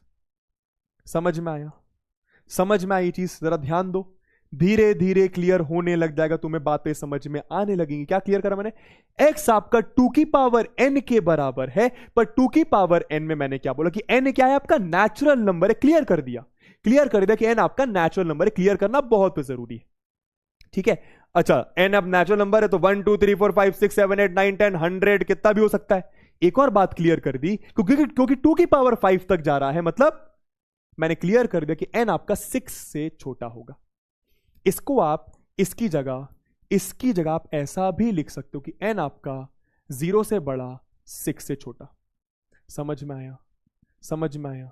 या फिर ऐसा भी लिख सकते कि n आपका 5 से छोटा 5 के बराबर 0 से बड़ा। क्लियर है तो लिखो CH क्लियर है। थोड़ा बहुत क्लियर हो रहा है, जल्दी बताओ, क्लियर हो रहा है तो आओ भैया, ये वाला करके दिखाओ, आएगा मजा। ये वाला करके दिखाओ, आएगा मजा। अच्छा, आप लोग को मैं एक और चीज क्लियर कर दूं क्या, एक छोटू सा कॉन्सेप्ट और बताता हूं। देखो, इवन नंबर्स को और ऑड नंबर्स को डिनोट करने का एक तरीका होता है, शायद आपने सीखा होगा, नहीं सीखा होगा पता नहीं, मैं बता देता हूं। इवन और ऑड नंबर्स को डिनोट करने का एक तरीका होता है, कोई भी इवन नंबर को आप 2n के फॉर्म में लिख सकते हो, और कोई भी ऑड नंबर को आप 2n-1 के फॉर्म में लिख सकते हो। ये दो बात आपको याद रखनी है। सर इसका मतलब समझ में नहीं आया, मैं बताता हूं। दुनिया में कोई भी, आप चलो कोई भी एक इवन नंबर सोचो। सर मैंने सोचा 98। ठीक है बबुआ, तूने सोचा 98, तो आप देखो 98 को आप 2 मल्टीप्लाइड बाय 47 नहीं लिख सकते, सोच के देखो। या फिर 49 नहीं लिख सकते, हाँ सर लिख सकते हैं। वैसे ही सोचो, आपने बोला सर 102, सर इवन नंबर है, तो 102 को आप 2 मल्टीप्लाई 51 नहीं लिख सकते, मतलब 2 इंटू कुछ लिख सकते हो, हाँ या ना। वैसे ही मानो आपने 50 सोचा, तो 50 को आप 2 इंटू कुछ 25। तो बस आप याद रखो, कोई भी इवन नंबर होगा उसको आप 2 इंटू समथिंग के फॉर्म में लिख सकते हो। इसका बताना जरा। सर 0 नेचुरल नंबर नहीं होता, 0 नेचुरल नंबर नहीं होता मेरी जान, 0 नहीं होता मेरी जान नेचुरल नंबर। ठीक है, इधर देखना जरा, ये बताना जरा। -6 दोस्तों इवन इंटीजर होता है, तो ये मत बोलना कोई कि सर ये इवन नंबर नहीं है, ये एक इवन इंटीजर होता है। बिल्कुल होता है इवन इंटीजर, है ना। इसको भी आप 2 मल्टीप्लाइड बाय -3 लिख सकते हो। मानो कोई अपन लेगा -8 ले लिया, या फिर चलो -36 ले लिया, तो 2 मल्टीप्लाई -18 लिख सकते हो, हाँ या ना। तो समझ में आ रहा है, कोई भी इवन इंटीजर या फिर इवन नंबर होगा उसको आप 2 मल्टीप्लाइड बाय समथिंग के फॉर्म में लिख सकते हो। यहां पे आप बिल्कुल, बच्चे कह रहे हैं सर 2n+1 नहीं, 2n+1 बोल दो यार, एक ही बात है, फर्क नहीं पड़ता, एक ही बात है। 2n+1 भी लिख सकते हो। अब ऐसे तो आप बहुत सारी चीजें लिख सकते हो यार। अब तुम 2n+3 भी लिख सकते हो, उसमें क्या है, 2n+3 भी लिख सकते हो, 2n+5 भी लिख सकते हो, 2n+7 भी लिख सकते हो, 2n+9 भी लिख सकते हो। पर मैंने एक जनरल दे दिया, ऐसे लिख तो बहुत सारी चीज सकते हो, जनरल दे दिया, है ना। अब जैसे फॉर एग्जांपल, मानो मैंने कोई ऑड नंबर लिया 55, इसको अगर आप नोटिस करें, इसको आप 2 इसी के फॉर्म में कुछ 2 मल्टीप्लाइड बाय, इसको आप मानो आपने लिखा कितना 25 26, है ना, 27 माइनस या फिर 28 कर लो, 28 -1। समझ में आ रहा है ये बात, कि कोई भी ऑड नंबर आप 2n-1 के फॉर्म में लिख सकते हैं। समझ में आया। क्लियर हुआ? ये बात क्लियर हो गई? अब कोई बच्चा बोल रहा है सर इसको आप 2n+1 लिख दो। अरे लिख सकते हैं, कोई दिक्कत नहीं है। वैसे आप 2n+3 भी लिख सकते हो, 2n+5, अरे कुछ भी लिख सकता है मेरी जान, कुछ भी लिख सकता है। क्लियर हुआ? अच्छा ठीक है सर, आइए ये वाला क्वेश्चन करके दिखाना जरा। रोस्टर फॉर्म दिया है, सेट बिल्डर फॉर्म में लिखना है। पहले समझो क्या लिखा हुआ है। -6 -4 -2 0 2 4 6, -6 -4 -2 0 2 4 6, -6 -4 -2 0 2 4 6। अच्छा अच्छा अच्छा, ये क्या है भैया? कुछ समझ सा नहीं आ रहा है, मैं बताता हूं, जरा ध्यान देना। क्या आपको ये इवन इंटीजर्स नहीं दिखाई दे रहे? हाँ या ना में आंसर करना। क्या आपको ये इवन इंटीजर्स नहीं दिखाई दे रहे? क्या आप सबको ये इवन इंटीजर्स नहीं दिखाई दे रहे? हाँ या ना में आंसर करना जरा। हाँ या ना में सर दिखाई दे रहे? तो इसको आप ऐसा लिखो क्या कि d इज इक्वल टू क्या, जरा ध्यान देना, x is such that x is equal to 2n। Even integers है तो मैंने क्या x is equal to 2n लिया, जहां पर वेयर क्लियर करना क्या, n क्या है, n belongs to integers. z का मतलब मेरी जान इंटीजर्स होता है, नहीं पता तो z का मतलब क्या, इंटीजर्स होता है। z का मतलब क्या, इंटीजर्स होता है। ठीक है, एक और बात, अब इंटीजर कोई भी इंटीजर नहीं, देखो ना 2 में क्या मल्टीप्लाई करोगे -6 आएगा। 2 में क्या, समझो इंटीजर -4 भी होता है, पर आप यहां पे -4 रखोगे तो -8 आ जाएगा। इंटीजर -4 भी होता है, पर आप यहां पे -4 रखोगे तो -8 आ जाएगा।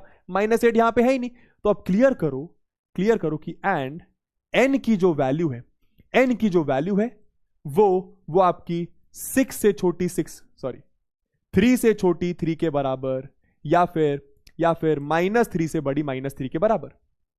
क्लियर? देख लो, इस तरीके से लिख सकते हो। समझ में आया? क्लियर हुआ? ठीक है। जीरो को भी आप इवन इंटीजर बोल सकते हो, कोई दिक्कत नहीं है। जीरो को भी आप इवन इंटीजर बोल सकते हैं, कोई दिक्कत नहीं है ना?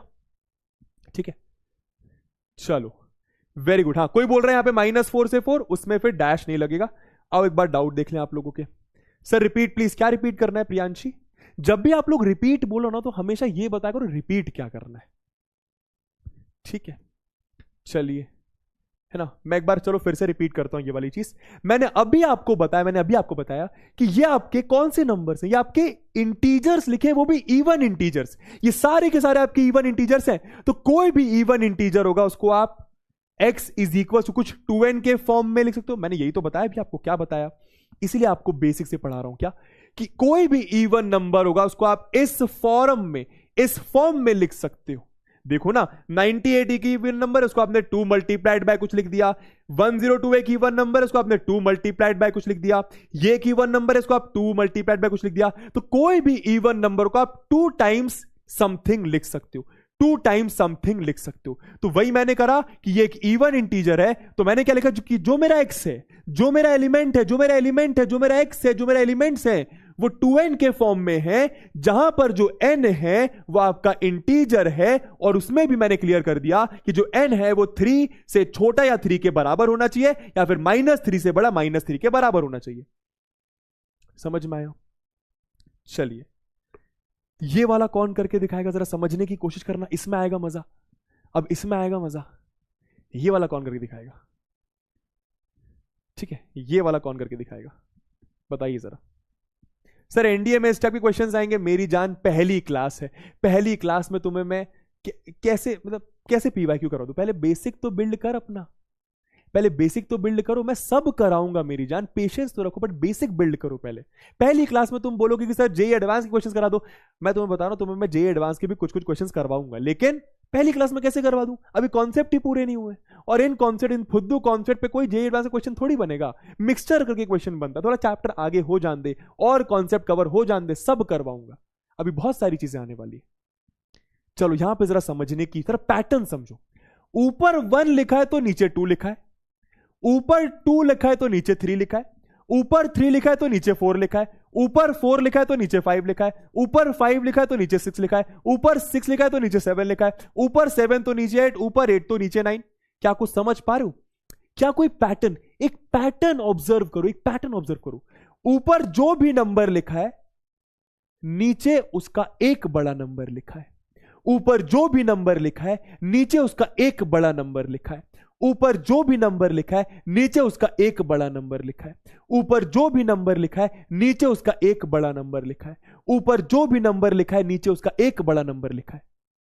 तो क्या मैं ऐसा समझ पा रहा हूं कि जो सेट ई होगा कौन से एलिमेंट को, x is such that x is such that x is equals to, ऊपर n लिख दो और नीचे क्या, मानो ऊपर कोई n नंबर है भाई, ऊपर 1 है तो नीचे एक बड़ा, ऊपर 2 है तो नीचे एक बड़ा, ऊपर 3 है तो नीचे 3+1, ऊपर 4 है तो नीचे 4+1, ऊपर 5 है तो नीचे 5+1, ऊपर 6 है तो नीचे 6+1, ऊपर 7 है तो नीचे 7+1, ऊपर 8 है तो नीचे 8+1, ऊपर n है तो नीचे n+1 होगा कि नहीं होगा? सोच के देखो, सोच के देखो। अब कोई बोलेगा सर ये हमारे दिमाग में कैसे आएगा? धीरे धीरे आएगा, प्रैक्टिस से आएगा, बस देखते जाओ, मेरे को करते जाओ बस। आज तुम्हें डीपीपी दिए, तुम्हें सारे क्वेश्चंस बनेंगे उसके, है ना। चलिए, तो क्या x क्या है आपका, एलिमेंट क्या है आपका, ऊपर n है तो नीचे n+1, लेकिन एक बात क्लियर कर देना, एंड n की वैल्यू क्लियर कर देना। क्या n आपका कहां से कहां तक, 1 से लेकर 8 तक, n आपका 1 से लेकर 8 तक, है ना।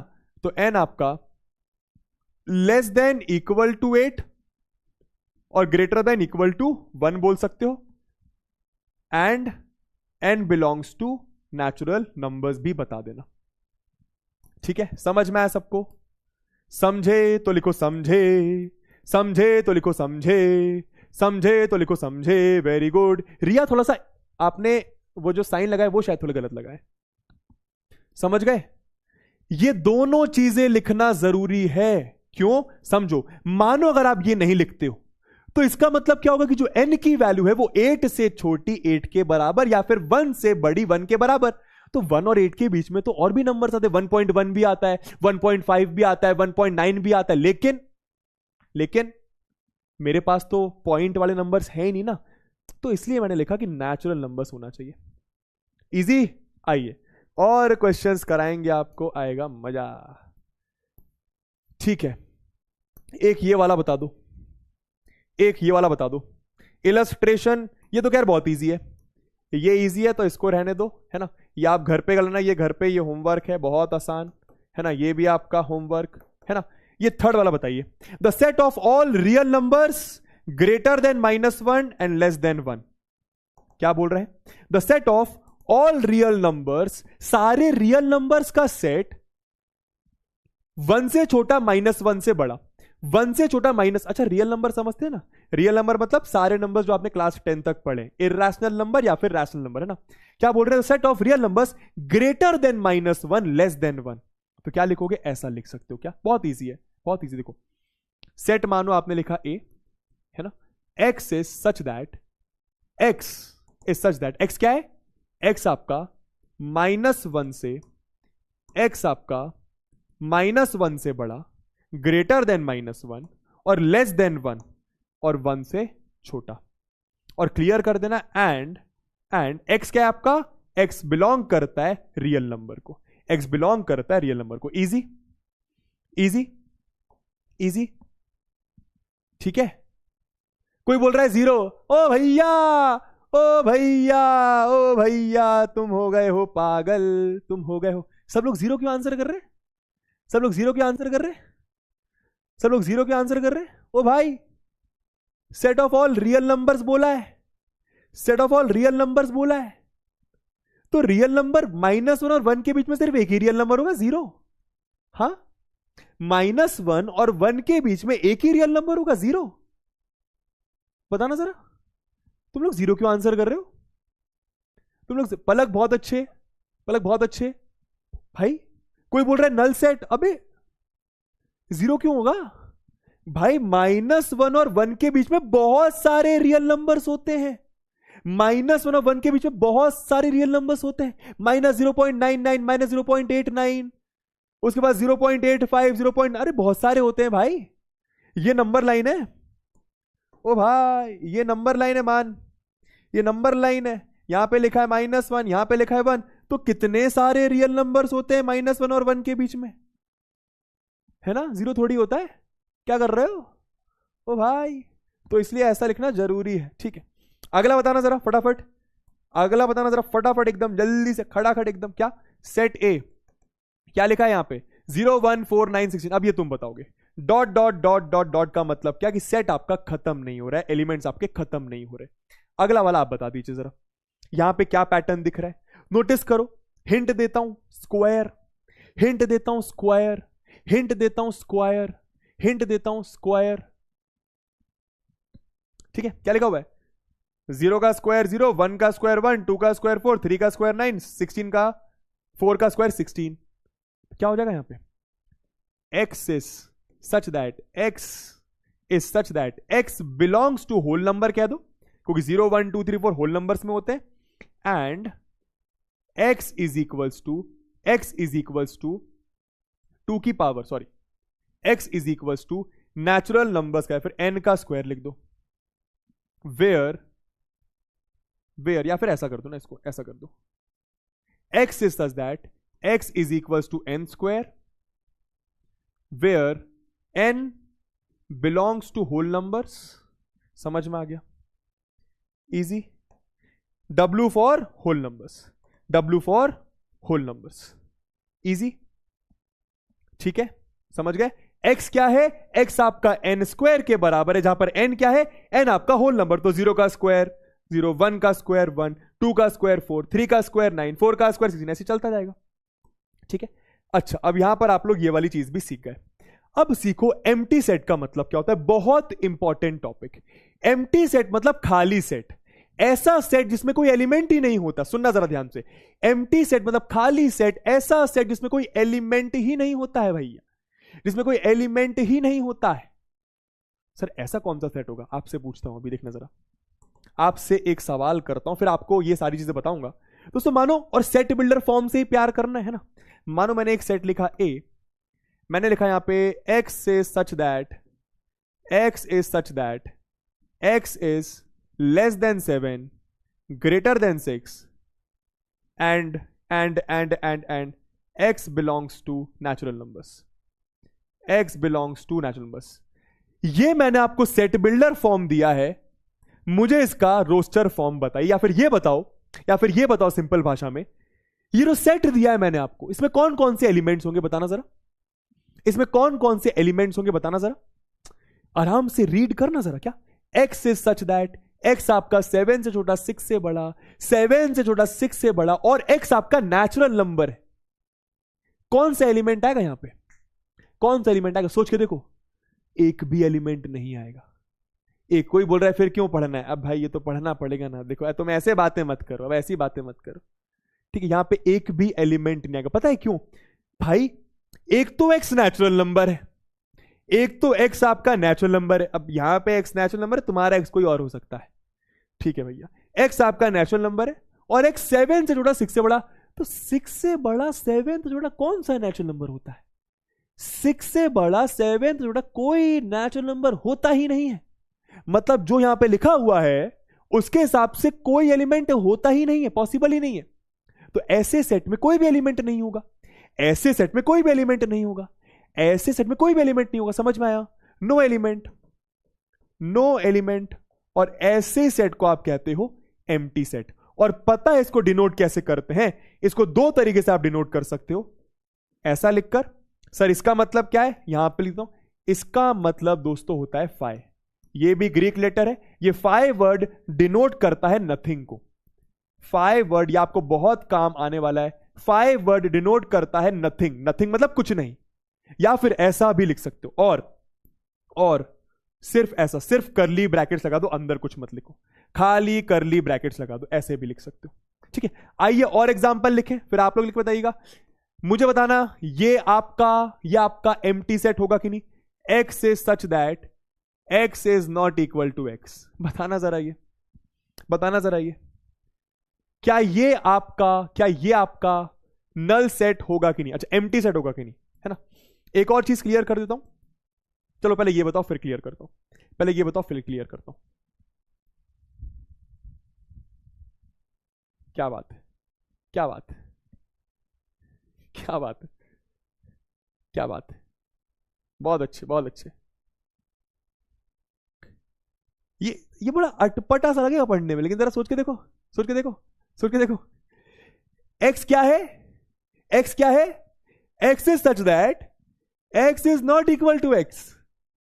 सोच के देखो, क्या फालतू बात कह रहे हैं। x is such that x is not equal to x। तो ऐसा कौन सा नंबर होगा या फिर ऐसी कौन सी चीज होगी जो खुद के बराबर नहीं होगी? ऐसी कौन सी चीज होगी जो खुद के बराबर नहीं होगी? मानो आपने 2 लिया, x आपने 2 लिया, तो 2 तो 2 के बराबर होगा ही ना भाई। ऐसा हो सकता है क्या 2 नॉट इक्वल टू 2? नहीं हो सकता, दिस इज नॉट पॉसिबल। मानो इसमें आपका अल्फाबेट आता, कोई बी अल्फाबेट आता, तो मानो x की जगह b लिया, तो b is not equal to b। ऐसा होता है कि नहीं होता? आप समझ रहे हो मैं क्या कर रहा हूं? ये बहुत फालतू बात लग रही होगी, आप समझो। x की जगह आप कुछ भी ले लो भाई। अगर आपने 5 लिया तो 5 तो 5 के बराबर हो गई ना। अगर आपने 6 लिया तो 6 तो 6 के बराबर हो गई ना। अगर आपने 100 लिया तो 100 तो 100 के बराबर हो गई ना। पर यहां पर लिखा है क्या कि x ऐसा नंबर होना चाहिए, ऐसी चीज होनी चाहिए कि वो खुद के बराबर ना हो। ऐसी कोई भी चीज नहीं होगी जो खुद के बराबर ना हो। तो यहां पर भी आपका कोई भी एलिमेंट नहीं आएगा, तो आप क्या बोल दोगे? फाइ या फिर ऐसा करली ब्रैकेट सिंपल। मानो अब ये बताना जरा, बहुत अच्छी चीज बताना जरा, बहुत अच्छी चीज, जरा ध्यान देना है ना, जरा ध्यान देना है ना। c is equal to x is such that, x is such that x is uh, चलो एक और आसान कर लो, x इज अ, या फिर ऐसा कर लेते। चलो x इज सच दैट, आपको मैं बताता हूं कि या आगे चले। अच्छा पहले ये क्लियर कर देता हूं, रुको, जो बताना था। क्या एम्प्टी सेट को आप नल सेट या फिर वॉइड सेट भी कह सकते हो। एम्प्टी सेट को आप जरा ध्यान देना, बहुत इंपॉर्टेंट, नल सेट या फिर वॉइड सेट, खाली सेट भी कह सकते हो। अब मैं आपको एग्जाम्पल देता हूं जो मैं दे रहा था, बहुत अच्छा एग्जाम्पल है। x is such that x square plus 1 is equals to 0 and x belongs to real numbers. बताना जरा इसमें कौन सा एलिमेंट आएगा? बताना जरा इसमें कौन सा एलिमेंट आएगा? x is such that x square plus 1 is equals to 0 and x belongs to real numbers. Sir इसका मतलब नहीं समझ में है। आओ इससे पहले एक और चीज, एक और सेट डी लेता हूं, है ना। x is such that x square minus 9 बराबर 0, या फिर और इजीली लेते हैं, x is such that x plus 3 बराबर 0 and x belongs to natural numbers. पहले तो ये डी वाला करो फिर सी वाला करेंगे। पहले ये डी वाला करो फिर सी वाला करेंगे। पहले डी वाला बताओ, यहां पर कौन सा एलिमेंट? कोई बोल रहा है सर समझ नहीं आया, मैं बताऊंगा ना, पेशेंस, मैं बताऊंगा ना। क्या बोल रहे हैं? x क्या है? x आपका x प्लस 3 बराबर 0 है और x belongs to natural numbers. तो मुझे बताओ, जब आप इसको सॉल्व करोगे तो x की वैल्यू क्या आएगी? जब आप इसको सॉल्व करेंगे तो x की वैल्यू क्या आएगी? जब आप इसको सॉल्व करेंगे तो x की वैल्यू क्या आएगी? -3 आएगी। यहां से आपकी x की वैल्यू -3 आएगी, हां या ना? तो ठीक है, -3 आ गया, मतलब एक एलिमेंट -3 आ गया। पर -3 मैं बोलूंगा नहीं, पता है क्यों? क्योंकि उन्होंने बोला कि x आपका नेचुरल नंबर है, x आपका नेचुरल नंबर है और -3 नेचुरल नंबर नहीं होता। तो ये वाले सेट में भी ये लोग क्या कह रहे हैं कि एक तो x आपकी ये कंडीशन सेटिस्फाई करे और ये कंडीशन सेटिस्फाई करे, ये दोनों कंडीशन सेटिस्फाई करने वाली कोई वैल्यू नहीं होती x की। समझ में आ गया? तो बस यहां पे भी क्या लिख दोगे आप? फाइ सेट है ये। क्लियर हुआ? अब वैसी जरा यहां पे देखो, इस इक्वेशन को जरा सॉल्व करो, तुम्हें समझ में आएगा। क्लास 10th में एक बेसिक बात शायद मैंने तुम्हें बताई थी या तुमने कहीं पे पढ़ी होगी, x स्क्वायर प्लस 1 बराबर 0। तो x स्क्वायर की वैल्यू क्या हो गई? -1। तो x की वैल्यू क्या हो गई? स्क्वायर उधर गया तो plus minus square root of -1, हाँ या ना? Plus minus square root of -1, हाँ या ना? अब आपको मैंने एक चीज बताई थी, इसके बारे में आप क्लास 11th में पढ़ेंगे, इसको हम लोग कॉम्प्लेक्स नंबर बोलते हैं, इमेजिनरी नंबर बोलते हैं। पर याद करो, स्क्वायर रूट के अंदर नेगेटिव नंबर आ गया, स्क्वायर रूट के अंदर नेगेटिव नंबर आ गया, तो ये नंबर आपका रियल नंबर नहीं होता। याद आया? स्क्वायर रूट के अंदर नेगेटिव नंबर आ गया तो ये नंबर आपका रियल नंबर नहीं होता। ये बात जिसको नहीं पता वो याद कर ले। क्या आपने अभी तक की मैथ्स में कोई भी ऐसा नंबर या ऐसा नंबर डील करा ही नहीं होगा। स्क्वायर रूट के अंदर नेगेटिव नंबर आपने देखा ही नहीं होगा, आपने शायद बचपन वाली क्लास में सीखा होगा। ठीक है, चैप्टर नंबर कॉम्प्लेक्स नंबर में हम ये बातें पढ़ेंगे कि ये क्या नंबर होता है, बट फिलहाल आप समझ गए क्या कि भैया यहां पे आपकी x की दो वैल्यूज आ रही हैं, एक क्या आ रही है, एक क्या आ रही है plus under root minus one, एक आ रही है plus under root minus one, और एक आ रही plus minus under root minus one. लेकिन उन्होंने बोला कि x आपका रियल नंबर होना चाहिए, तो ये दोनों ही वैल्यूज रियल नंबर नहीं है, मतलब यहां पर भी क्या हो जाएगा आपका 5 हो जाएगा। एम्प्टी सेट क्लियर हुआ तो लिखो CH क्लियर है, एम्प्टी सेट क्लियर हुआ तो लिखो CH क्लियर है। सिंगलेटन सेट क्या होता है? Singleton set, singleton set single आदमी, सिंगलेटन सेट मतलब सिंगल आदमी, जैसे कि हम सब हैं, हम सब हैं। ठीक है भैया, सिंगल आदमी का मतलब क्या, जरा सोच के देखो, नाम से ही मतलब समझ में आना चाहिए। ऐसा सेट जिसमें एक ही एलिमेंट हो। फॉर एग्जाम्पल मानो A एक सेट लिया मैंने जिसमें सिर्फ और सिर्फ 1 लिखा हुआ है, मानो B एक सेट लिया, मुझे बताना ये सिंगलेटन सेट है कि नहीं है। मैंने लिखा x is such that x plus 3 बराबर 0, x प्लस 3 बराबर 0 एंड x आपका एक इंटीजर है। बताओ, या फिर इसको नहीं भी लिखोगे तो काम चल जाएगा, नहीं भी लिखो काम चल जाएगा। ये सिंगलेटन सेट हुआ कि नहीं हुआ, बताना जरा, ये सिंगलेटन सेट हुआ कि नहीं हुआ। सर कैसे, सोच के देखो ना, कौन सा एलिमेंट आएगा इसमें, x प्लस 3 बराबर 0 मतलब x की वैल्यू -3 हो गई। x भाई x क्या है, x क्या है, x प्लस 3 बराबर 0 मतलब x की वैल्यू -3 हो गई, तो एक ही एलिमेंट आएगा इसमें, एक ही एलिमेंट मतलब सिंगलेटन सेट हो गया ये। ठीक है, एक और क्वेश्चन बताना जरा, इसमें ये सिंगलेटन सेट है कि नहीं, है ना। x is such that x square -9 बराबर 0, x is such that x square -9 बराबर 0, क्या ये सिंगलेटन सेट है कि नहीं, ये आप लोग बताएं। इतनी तो मैथ्स आपने पढ़ रखी है, बताइए जरा। x is such that x square -9 बराबर 0,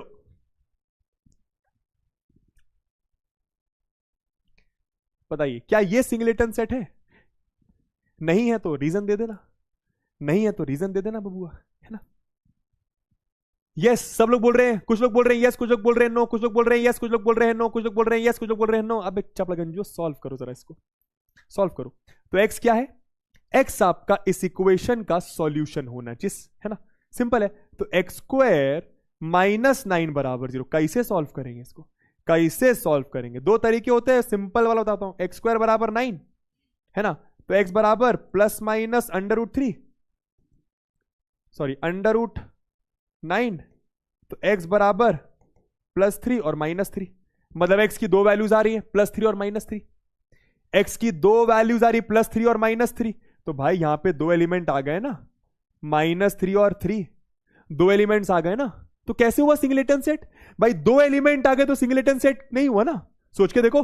पर अगर यहीं पर मानो मैं एक सेट लिखता D, यही सेम सेट x बराबर x स्क्वायर -9 बराबर 0 and x belongs to natural numbers, x belongs to natural numbers, अब बताओ ये सिंगलेटन सेट होता कि नहीं होता।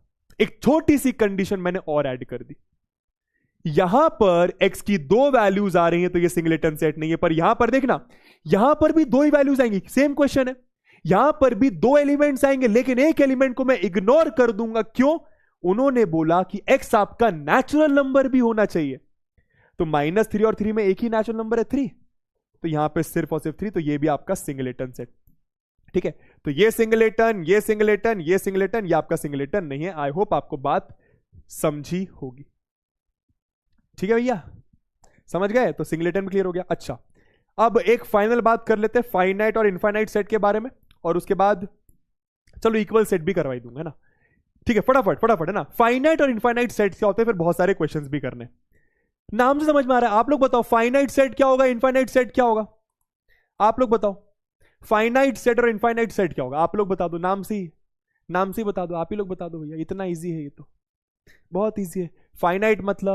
फाइनाइट मतलब लिमिटेड नंबर ऑफ एलिमेंट्स होने चाहिए, लिमिटेड नंबर ऑफ एलिमेंट्स होने चाहिए, और यहां पे अनलिमिटेड एलिमेंट्स हो सकते हैं, ठीक है, फाइनाइट के तो बहुत सारे एग्जांपल मैं आपको दिखा ही रहा हूं, जैसे ये भी एक फाइनाइट सेट है, ये भी एक फाइनाइट सेट है, ये भी एक फाइनाइट सेट है, ये भी एक फाइनाइट सेट है। समझ में आ रहा है, समझ में आ रहा है। खैर ये तो आपके नल सेट ही हो गए, है ना। ये भी आपका फाइनाइट सेट है, ये भी आपका देखो फाइनाइट सेट है, ये भी आपका, ये वाला भी आपका फाइनाइट सेट है, लिमिटेड नंबर ऑफ एलिमेंट्स, ये भी आपका फाइनाइट सेट है, ये भी आपका फाइनाइट, ये सारे फाइनाइट सेट है। पर इनफाइनाइट सेट क्या हुआ? फिर इनफाइनाइट सेट क्या हुआ? सिंपल सिंपल, मानो ऐसा लिखा है मैंने, x is, आप लोग बताना, ये फाइनाइट है कि x is such that x is equals to 2n and n belongs to natural numbers। बताओ जल्दी से, फाइनाइट है कि इनफाइनाइट? बताओ जल्दी से, फाइनाइट है कि इनफाइनाइट? फाइनाइट है कि इनफाइनाइट? जल्दी से बताओ। दिस इज फाइनाइट और इनफाइनाइट। बहुत इजी है ये, बहुत ज्यादा इजी है, बहुत ज्यादा इजी है। फिर एक और ले लो, x is such that x is an alphabet, x is an alphabet in the English language, in the English language। दोनों बता दो जल्दी से, फाइनाइट है कि इनफाइनाइट? बहुत सिंपल। पहला वाला सब लोग बोल रहे हैं इनफाइनाइट, बहुत बढ़िया। इनफाइनाइट क्यों है भैया? ये इनफाइनाइट क्यों है? आई लिख दूं, काम चल जाएगा? चल जाएगा सर। सर ये आपका इनफाइनाइट है, क्यों? सिंपल है, x इक्वल टू 2n है और n की जगह क्या क्या रख सकता हूं? कोई भी नेचुरल नंबर। तो 1 2 3 4 5 6 रखता जाऊंगा, रखता जाऊंगा, रखता जाऊंगा, 2n की वैल्यू आती जाएगी, आती जाएगी। x is an alphabet in the English language. तो x अल्फाबेट है, कितना अल्फाबेट? 26 होते, लिमिटेड होते, तो ये आपका फाइनाइट हो गया। आई होप आपको ये बात समझ में आ रही होगी। अच्छा दोस्तों, ये कुछ इनफाइनाइट सेट्स के एग्जांपल्स हैं और ये आपको याद रखना है बखूबी, बहुत ध्यान से सुनना। क्या? सेट n को मैं बोलता हूं set of all natural numbers, जो आप जानते भी हो।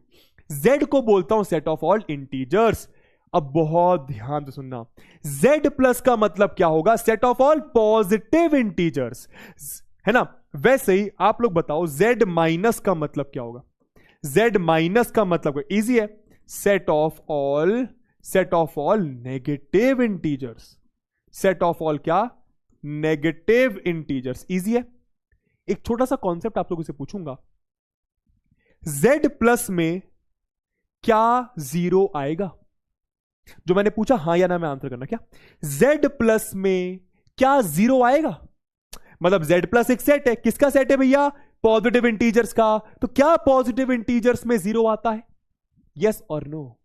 Sir washroom break please. अरे 5 मिनट के बाद ब्रेक ही ब्रेक है, चले जाइएगा। फिर वॉशरूम रोक के रखिए थोड़ी देर, अब बहुत तेज आ रही तो चले जाइए, ठीक है।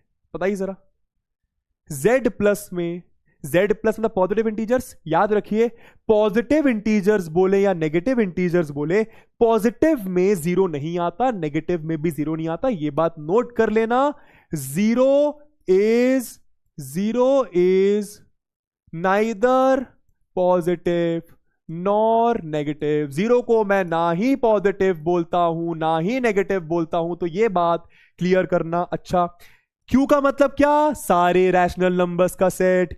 Q प्लस का मतलब क्या? सारे पॉजिटिव रैशनल नंबर्स का सेट। R का मतलब क्या? सारे रियल नंबर्स का सेट। R प्लस का मतलब क्या? सारे पॉजिटिव रियल नंबर्स का सेट। आई होप आपको ये बात समझ में आ रही है, ठीक है। और ये सारे आपके इनफाइनाइट सेट्स के एग्जाम्पल है, ठीक है। अब जल्दी से एक और चीज समझो, कार्डिनल नंबर का मतलब क्या होता है ना। फटाफट, cardinal number of sets. Cardinal number of sets का मतलब क्या है ना? कार्डिनल नंबर ऑफ सेट्स का मतलब बहुत इजी, नंबर ऑफ एलिमेंट्स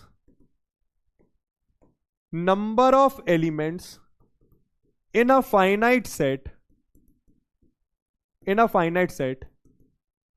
ऐसे लिख लो, number of elements in a finite set is called cardinal number. For example, अगर मैं आपसे पूछूं एग्जाम्पल के तौर पर, मानो पहला वाला मैंने बोला, मैंने कोई सेट बोला 1 2 3 4 5 6 7 8, ये मैंने एक सेट बोला, ठीक है, मानो सेट ए, ठीक है। इस सेट का कार्डिनल नंबर क्या होगा? जितने इसमें एलिमेंट्स हैं ये इसका कार्डिनल नंबर। तो 1 2 3 4 5 6 7 8, तो आप ऐसा लिखते हो कि n cardinal number of set A is 8।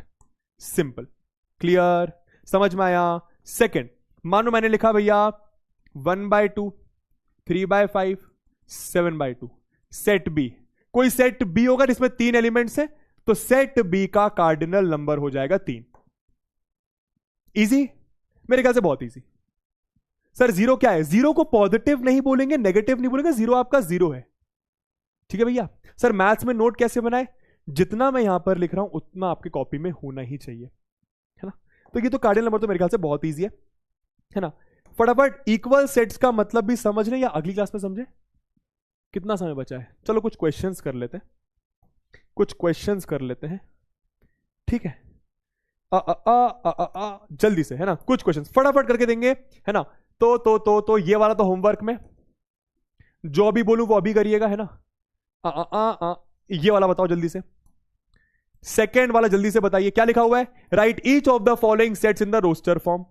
Right each of the following sets in the roster form. Second वाला करके दिखाइए, सेकेंड वाला करके दिखाइए, सेकेंड वाला रोस्टर फॉर्म आपको बताना है। तो x is such that x is a prime number which is a divisor of 30। क्या बोल रहे हैं?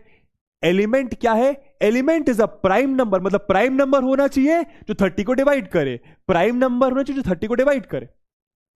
प्राइम नंबर होना चाहिए जो 30 को डिवाइड करे। बस 2-3 क्वेश्चन कर लो, फिर हम लोग क्लास एंड करेंगे। तो प्राइम नंबर होना चाहिए 30 को डिवाइड करे। तो कौन कौन से प्राइम नंबर होते हैं भैया? 30 को डिवाइड करे 2 होता है, 3 भी होता है, 5 भी होता है, 7 नहीं होता, है ना, 11 नहीं होता, 13 नहीं होता, ठीक है, 17 नहीं होता, 19 नहीं होता, 23 नहीं होता, ठीक है, 29 भी नहीं होता। तो ये 3 नंबर्स होते हैं प्राइम नंबर जो 4 नहीं होता, गलती से 4 लिख दिया क्या? 2 3 5, है ना। समझ गए? इजी। तो ये आपको कितना हो गया? ये आपका हो गया 2 3 5, 3 एलिमेंट्स में आ जाएंगे, है ना। और पता है, सुनना मेरी बात, यहां से आप दोनों चीजें सीखने की कोशिश करना प्लीज, मेरी रिक्वेस्ट है। क्या सर? दोनों चीजें क्या? सेट बिल्डर फॉर्म दिया है, आप रोस्टर फॉर्म लिख रहे हो। आप उल्टी चीज भी अपने दिमाग में डालने की कोशिश करना कि अगर ऐसा लिखा होता, अगर ऐसा लिखा होता तो आप उसको ऐसा लिख सकते थे। ये थोड़ा सा डिफिकल्ट है सोचना, पर दिमाग में डालो, इससे तुम इंटेलिजेंट बनोगे। मैं फिर से बोलूंगा, आपको सेट बिल्डर फॉर्म दिया, आपने रोस्टर फॉर्म लिख दिया। मानो रोस्टर फॉर्म दिया होता तो आप ऐसा लिख सकते थे। इसको नो डाउट लिखने के और भी तरीके हैं, पर एक तरीका ये भी है, इंटेलिजेंट ऐसे होना है, ठीक है। अगला वाला देखिए, थर्ड वाला। थर्ड वाला बताओ जल्दी से। थर्ड वाला सेट क्या? सेट सी। कौन कौन से एलिमेंट्स आएंगे?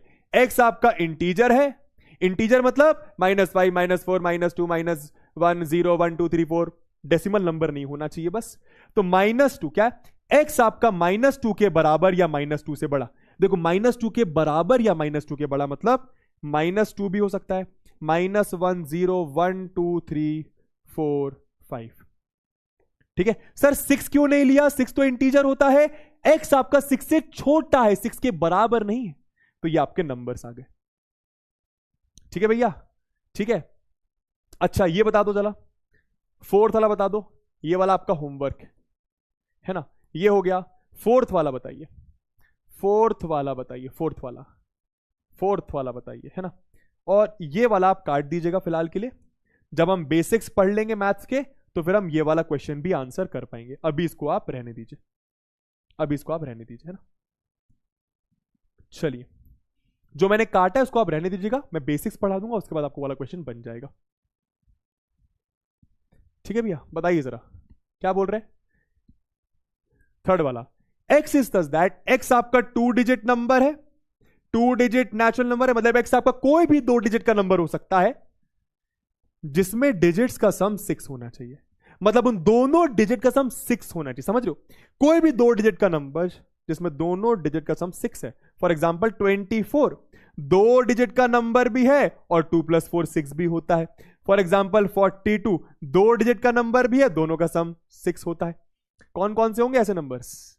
कौन कौन से होंगे? देखो ना, डी वाला सेट क्या भाई, 15 हो जाएगा, 24 हो जाएगा, 33 हो जाएगा, 42 हो जाएगा, है ना, 51 हो जाएगा, ठीक है। और क्या, और कुछ बचा? 60 हो जाएगा, और कुछ तो मेरे ख्याल से नहीं, यही आएंगे 6 एलिमेंट्स, 6 एलिमेंट्स आएंगे, ठीक है। चलो, तो ये तो मेरे ख्याल से बहुत इजी है, ठीक है। एक ये वाला आंसर करना जरा, लास्ट क्वेश्चन, इनमें से कौन से empty sets, last question of the day, last question of the day, बहुत बेसिक सी आज हमारी क्लास थी, जल्दी से आंसर करना, फिर मेरी एक और क्लास है अभी। Which of the following are empty sets, इनमें से कौन सा आपका एम्प्टी सेट है? पहला वाला, x आपका नेचुरल नंबर है और x प्लस 6 बराबर 6 आए, x आपका नेचुरल नंबर हो सकता है और x प्लस 6 बराबर 6, तो इक्वेशन दी है तो पहले x की वैल्यू बता दो, x कितना आ गया 0, x कितना आ गया 0, तो इसके हिसाब से x 0 है, पर x आपका नेचुरल नंबर भी होना चाहिए, इसके हिसाब से x आपका 0 है, पर x आपका नेचुरल नंबर भी होना चाहिए। समझ में आ रहा है? तो भाई 0 आ रहा है पर 0 तो नेचुरल नंबर नहीं होता, 0 आ रहा है पर 0 तो नेचुरल नंबर नहीं होता, मतलब ये आपका एम्प्टी सेट हो गया, या आपका एम्प्टी सेट, या आपका फाइ लिख दूं, कोई दिक्कत, या फिर फाइ की जगह और क्या, करली ब्रैकेट लगा के छोड़ दो, है ना। x आपका होल नंबर है, x आपका होल नंबर है और x प्लस 8 बराबर 8 है, बताओ ये सेकेंड वाला एम्प्टी सेट है कि नहीं है? सेकेंड वाला एम्प्टी सेट है कि नहीं है? और अगर सेकेंड वाला एम्प्टी सेट नहीं है तो बताओ उस सेट का अच्छा नाम क्या है? आज मैंने आपको सिखाया, बताओ। सर x प्लस 8 बराबर 8, तो x बराबर 0, x बराबर 0, क्या 0 में ले सकता हूं? x आपका होल नंबर है, 0 होल नंबर होता है मतलब ले सकते हो, मतलब यहां पर आपका 0 आ रहा है, मतलब ये एम्प्टी सेट तो नहीं है, एम्प्टी सेट नहीं है, पर ये आपका सिंगलेटन सेट है, याद करो। अगर एक ही एलिमेंट होता है सेट में तो उसको मैं सिंगलेटन सेट कहता हूं। बहुत बढ़िया। x आपका नेचुरल नंबर है, 5 से छोटा 8 से बड़ा, 5 से छोटा 8 से बड़ा, सोच के देखो जरा, ये वाला बताना एम्प्टी सेट होगा कि नहीं होगा? होगा तो लिखो होगा, नहीं होगा तो लिखो NH, नहीं होगा तो लिखो NH। बहुत इजी, बहुत इजी, बहुत इजी, बहुत इजी, बहुत इजी, है ना। एम्प्टी सेट को आप नल सेट या फिर वॉइड सेट भी कह सकते हो, है ना। एम्प्टी सेट को आप नल सेट या फिर वॉइड सेट भी कह सकते हो भैया। अगला वाला बताइए जरा, अगला वाला क्या बोल रहे हैं? आराम से, x आपका 5 से छोटा होना चाहिए और 8 से बड़ा है, क्या बोल रहे हैं? 5 से छोटा 8 से बड़ा, ऐसा कौन सा नंबर होता है मेरी जान जो 5 से छोटा हो 8 से बड़ा हो? 5 से छोटा तो 4 3 2 1 0 -1 -2, 8 से बड़ा तो 9 10 11, फालतू बातें, समझ रहे हो भाई? ऐसा कोई नेचुरल नंबर होता ही नहीं है जो 5 से छोटा हो और 8 से बड़ा हो, समझ रहे हो? दोनों होना चाहिए, दोनों चीजें होनी चाहिए। अब कोई ये ना बोले कि सर 5 से छोटा तो सर 1 होता है, 2 होता है, 3 होता है, 4 होता है, बात सही है, बात सही है। 8 से बड़ा क्या हो जाएगा? 8 हो जाएगा, 9 10 11 डॉट डॉट डॉट। लेकिन उन्होंने क्या बोला कि 5 से छोटा भी होना चाहिए, 8 से बड़ा भी होना चाहिए, तो ऐसा तो कोई नंबर होता ही नहीं ना, तो ये भी आपका क्या हो जाएगा? 5 हो जाएगा। लास्ट, x आपका नेचुरल नंबर होना चाहिए, x स्क्वायर बराबर x, x आपका नेचुरल नंबर होना चाहिए, x स्क्वायर बराबर x। तो फोर्थ वाले की बात करो, x स्क्वायर बराबर x सॉल्व कर लो, x स्क्वायर बराबर x कैसे सॉल्व करेंगे? x स्क्वायर माइनस x बराबर 0, दोनों में अगर आप x कॉमन निकालोगे तो ऐसा आ जाएगा क्लास 10th की बेसिक मैथ्स। x कॉमन निकाला तो यहां पे x बचा, यहां पे 1 बचा, तो x की एक वैल्यू 0 और x की एक वैल्यू 1, x की एक वैल्यू 0, x की एक वैल्यू 1। तो इस इक्वेशन के हिसाब से x की दो वैल्यूज आ रही है, 0 और 1, पर क्योंकि x नेचुरल नंबर है तो 0 को आप नहीं इंक्लूड करोगे तो सिर्फ आपका 1 आंसर हो जाएगा। 1 मतलब अगेन ये आपका सिंगलेटन सेट कहलाएगा, समझ गए? तो ये भी आपका एम्प्टी सेट नहीं है। ठीक है, ठीक है सर, ठीक है सर, ठीक है सर। चलिए चलिए, एक होमवर्क दे रहा हूं, प्लीज इसको आप होमवर्क में करके रखिएगा, है ना। इसको आप होमवर्क में करके रखिएगा, ट्राई करिएगा, नेक्स्ट क्लास में डिस्कस कर लेंगे। और इसी के साथ बस जो आपका मेन होमवर्क रहता है वो यही है, क्या कि DPP 1 कंप्लीट कर लीजिएगा। DPP 01, जिसमें मेरे ख्याल से मैंने कुछ 10 या 15 क्वेश्चंस दिए हैं, और वो 10-15 क्वेश्चन जो आपको DPP में दिए वो आपके 10 मिनट में कंप्लीट हो जाएंगे, मानिए ना मानिए। तो प्लीज आप होमवर्क करके रखिएगा। कैसा लगा क्लास में ये भी बता दो भैया। Sir repeat 3rd number question, ये वाला एक बार फिर से रिपीट करता हूं, आप एक बार घर पे इस चीज को समझ के देखना। x एक नेचुरल नंबर है, ठीक है, हम समझ गए कि x आपका कोई भी नेचुरल नंबर होना चाहिए, ये बात तो समझ गए। और x आपका 5 से छोटा होना चाहिए और 8 से बड़ा होना चाहिए। मतलब 5 से छोटा हो और 8 से बड़ा हो, ऐसा कैसे पॉसिबल है कोई नंबर कि जो 5 से छोटा और 8 से बड़ा हो? ऐसा कोई भी नंबर नहीं होता यार, सोच के देखो ना। 5 से छोटा भी होना चाहिए और 8 से बड़ा भी होना चाहिए। ये कोई ऐसी बात हो गई कि भैया एक ही ऐसा बंदा हो जो सच भी बोलता हो और झूठ भी बोलता हो। तो जब वो सच बोलता है तो झूठ कैसे बोल सकता है, और जब झूठ बोल रहा है तो सच कैसे बोल सकता है? सोच के देखो ये बात को, है ना। सर थर्ड क्वेश्चन में इंफिनिटी नहीं हो सकता। नहीं, आप देखो उन्होंने लिखा है एंड, उन्होंने लिखा है एंड मतलब दोनों ही चीजें होनी चाहिए। एंड मतलब दोनों ही चीजें होनी चाहिए कि इससे छोटा इससे बड़ा, तो ऐसा कोई नंबर ही नहीं है। मैं आपका डाउट समझ रहा हूं कि आप सोच रहे हो कि सर 1 3 4 लिख दो और फिर 8 से बड़े 9 10 11 12 13 14 वगैरह वगैरह वगैरह वगैरह लिख दो, पर ऐसा नहीं लिखा। अगर यहां पर मैं आपको एक चीज बता दूं, यहां पे बहुत अच्छा डाउट है वैसे आप लोग का, मैं आपको यहां पे क्लियर कर देता हूं। अभी आप सेट्स में जाके आगे सीखोगे, सेट्स में सीखोगे भैया यहां पे अगर और लिखा होता, समझना, यहां पे अगर एंड की जगह और लिखा होता, अगर और लिखा होता तो फिर आप यहां पर यह आपका empty set of singleton set नहीं होता। क्यों? और केस में आप, सॉरी यहां पर नहीं, यहां पर नहीं, यहां पर अगर आपका और लिखा होता तो आपका फिर आंसर हो जाता 1 3 1 2 3 4 9 10 11 12 13 14 अप टिल इंफिनिटी। अगर और लिखा होता तो, एंड लिखा है मतलब दोनों ही चीजें होनी चाहिए कि 8 से बड़ा भी हो 5 से छोटा भी हो। तो ऐसा तो कोई भी नंबर नहीं होता जो 8 से बड़ा हो 5 से छोटा हो। अब आपको धीरे धीरे ये बात क्लियर हो जाएगी। बहुत अच्छा डाउट था, ठीक है। और डाउट देख लें आप लोग के। सर इवन नेचुरल नंबर का सेट कैसे लिखेंगे? Even natural number 2n, x is equals to 2n, ठीक है, बहुत बढ़िया। सर सेट बिल्डर फॉर्म में एक स्पेलिंग वाला करके दिखा दो। सेट बिल्डर फॉर्म एक स्पेलिंग वाला, चलो अगली क्लास में करके दिखा देंगे आर्यन, है ना। पर 52 लोगों का डाउट है। अच्छा, यहां पे कोई क्वेश्चन था ऐसा? सेट बिल्डर फॉर्म में गुरुजी एक स्पेलिंग वाला करके दिखा दीजिए। स्पेलिंग वाला ऐसा है सिंपल यार मेरी जान, मान मान मान, ये वाला, the set of all letters in the word probability, है ना। तो कैसा लिखेंगे? ऐसे लिख दो, x is such that x is a letter of word probability. Simple, x is such that x is a letter of word probability. Simple, set builder form में बस ऐसे लिख दिया करो। समझ में आ गया? एक्स क्या है? एक्स आपका एक लेटर है प्रोबेबिलिटी वर्ड का। आई होप आपका ये वाला डाउट भी क्लियर हो गया होगा। सर पावर सेट कराएंगे, वीडियो कॉल करेंगे, ओके सर। सर क्वेश्चन ठीक है ठीक है ठीक है। चलो इसी के साथ एक बार बता दो भैया कितने प्रतिशत क्लास आपको समझ में आई है? थम्स अप कर दो एक बार, फिर छुट्टी करें। थम्स अप कर दो फिर छुट्टी करें। सर नेक्स्ट क्लास कब है? आपकी नेक्स्ट क्लास कल ही है और उसके बाद भी कल ही है। आप लोग की जो अभी क्लास है इस वीक, वो मंडे है, वेंसडे है और थर्सडे है। तीनों दिन लगातार आपकी क्लास, मतलब आपकी मैथ की क्लास हफ्ते में 3 दिन जाएगी। आज एक, कल एक, परसों एक। नेक्स्ट वीक से मेरे ख्याल से, सॉरी मंडे वेंसडे नहीं, ये ट्यूसडे लिख देता हूं, ट्यूसडे वेंसडे इस वीक की बात कर रहा हूं, और थर्सडे, ये आपको मेरे ख्याल से दिया हुआ है प्लानर, ये दिस वीक के लिए। सेकेंड वीक से बस इस ट्यूसडे की जगह मंडे हो जाएगा और वेंसडे थर्सडे वैसा का वैसा रहेगा, जहां तक मुझे पता है।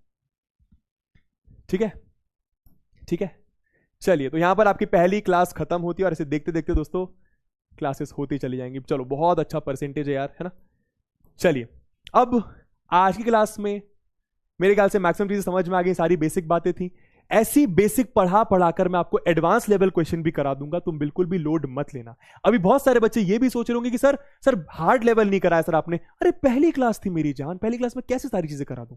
धीरे धीरे चलेंगे, हार्ड लेवल भी कंप्लीट करेंगे, ठीक है। विश्वास रखना बस मुझ पर, ठीक है। और कोई चीज बहुत हार्ड लगेगी तुम्हारे लिए, देखो कभी कभी क्या होता है, कोई टॉपिक बहुत हार्ड होता है, पर मैं हूं ना आसान बनाने के लिए। मैं क्लास के पीछे 5 घंटे तुम्हारे लिए मेहनत करके आऊंगा कि भाई 5 घंटे ऐसी मेहनत करूं, तुम्हें इस तरीके से बता दूं कॉन्सेप्ट कि तुम्हें तुम्हारे दिमाग में बैठ जाए। चलिए, तो मिलते हैं नेक्स्ट क्लास में। वंदे मातरम एनडीए वालों को जय हिंद, है ना, और उदय वालों को बाय बाय। गाना गाते हैं अगली क्लास में, है ना।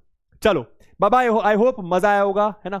चलिए, बस फिलहाल लेक्चर देखो, डीपीपी करो, लेक्चर देखो, डीपीपी करो, यही आपका काम है और कुछ भी नहीं करना है। नेक्स्ट क्लास में मिलते हैं, tata bye bye, love you all and take care. अब मेरी नेक्स्ट क्लास है तो मैं उसके लिए चलता हूं, ठीक है। चलो। बाय बाय, आई होप मजा आया होगा।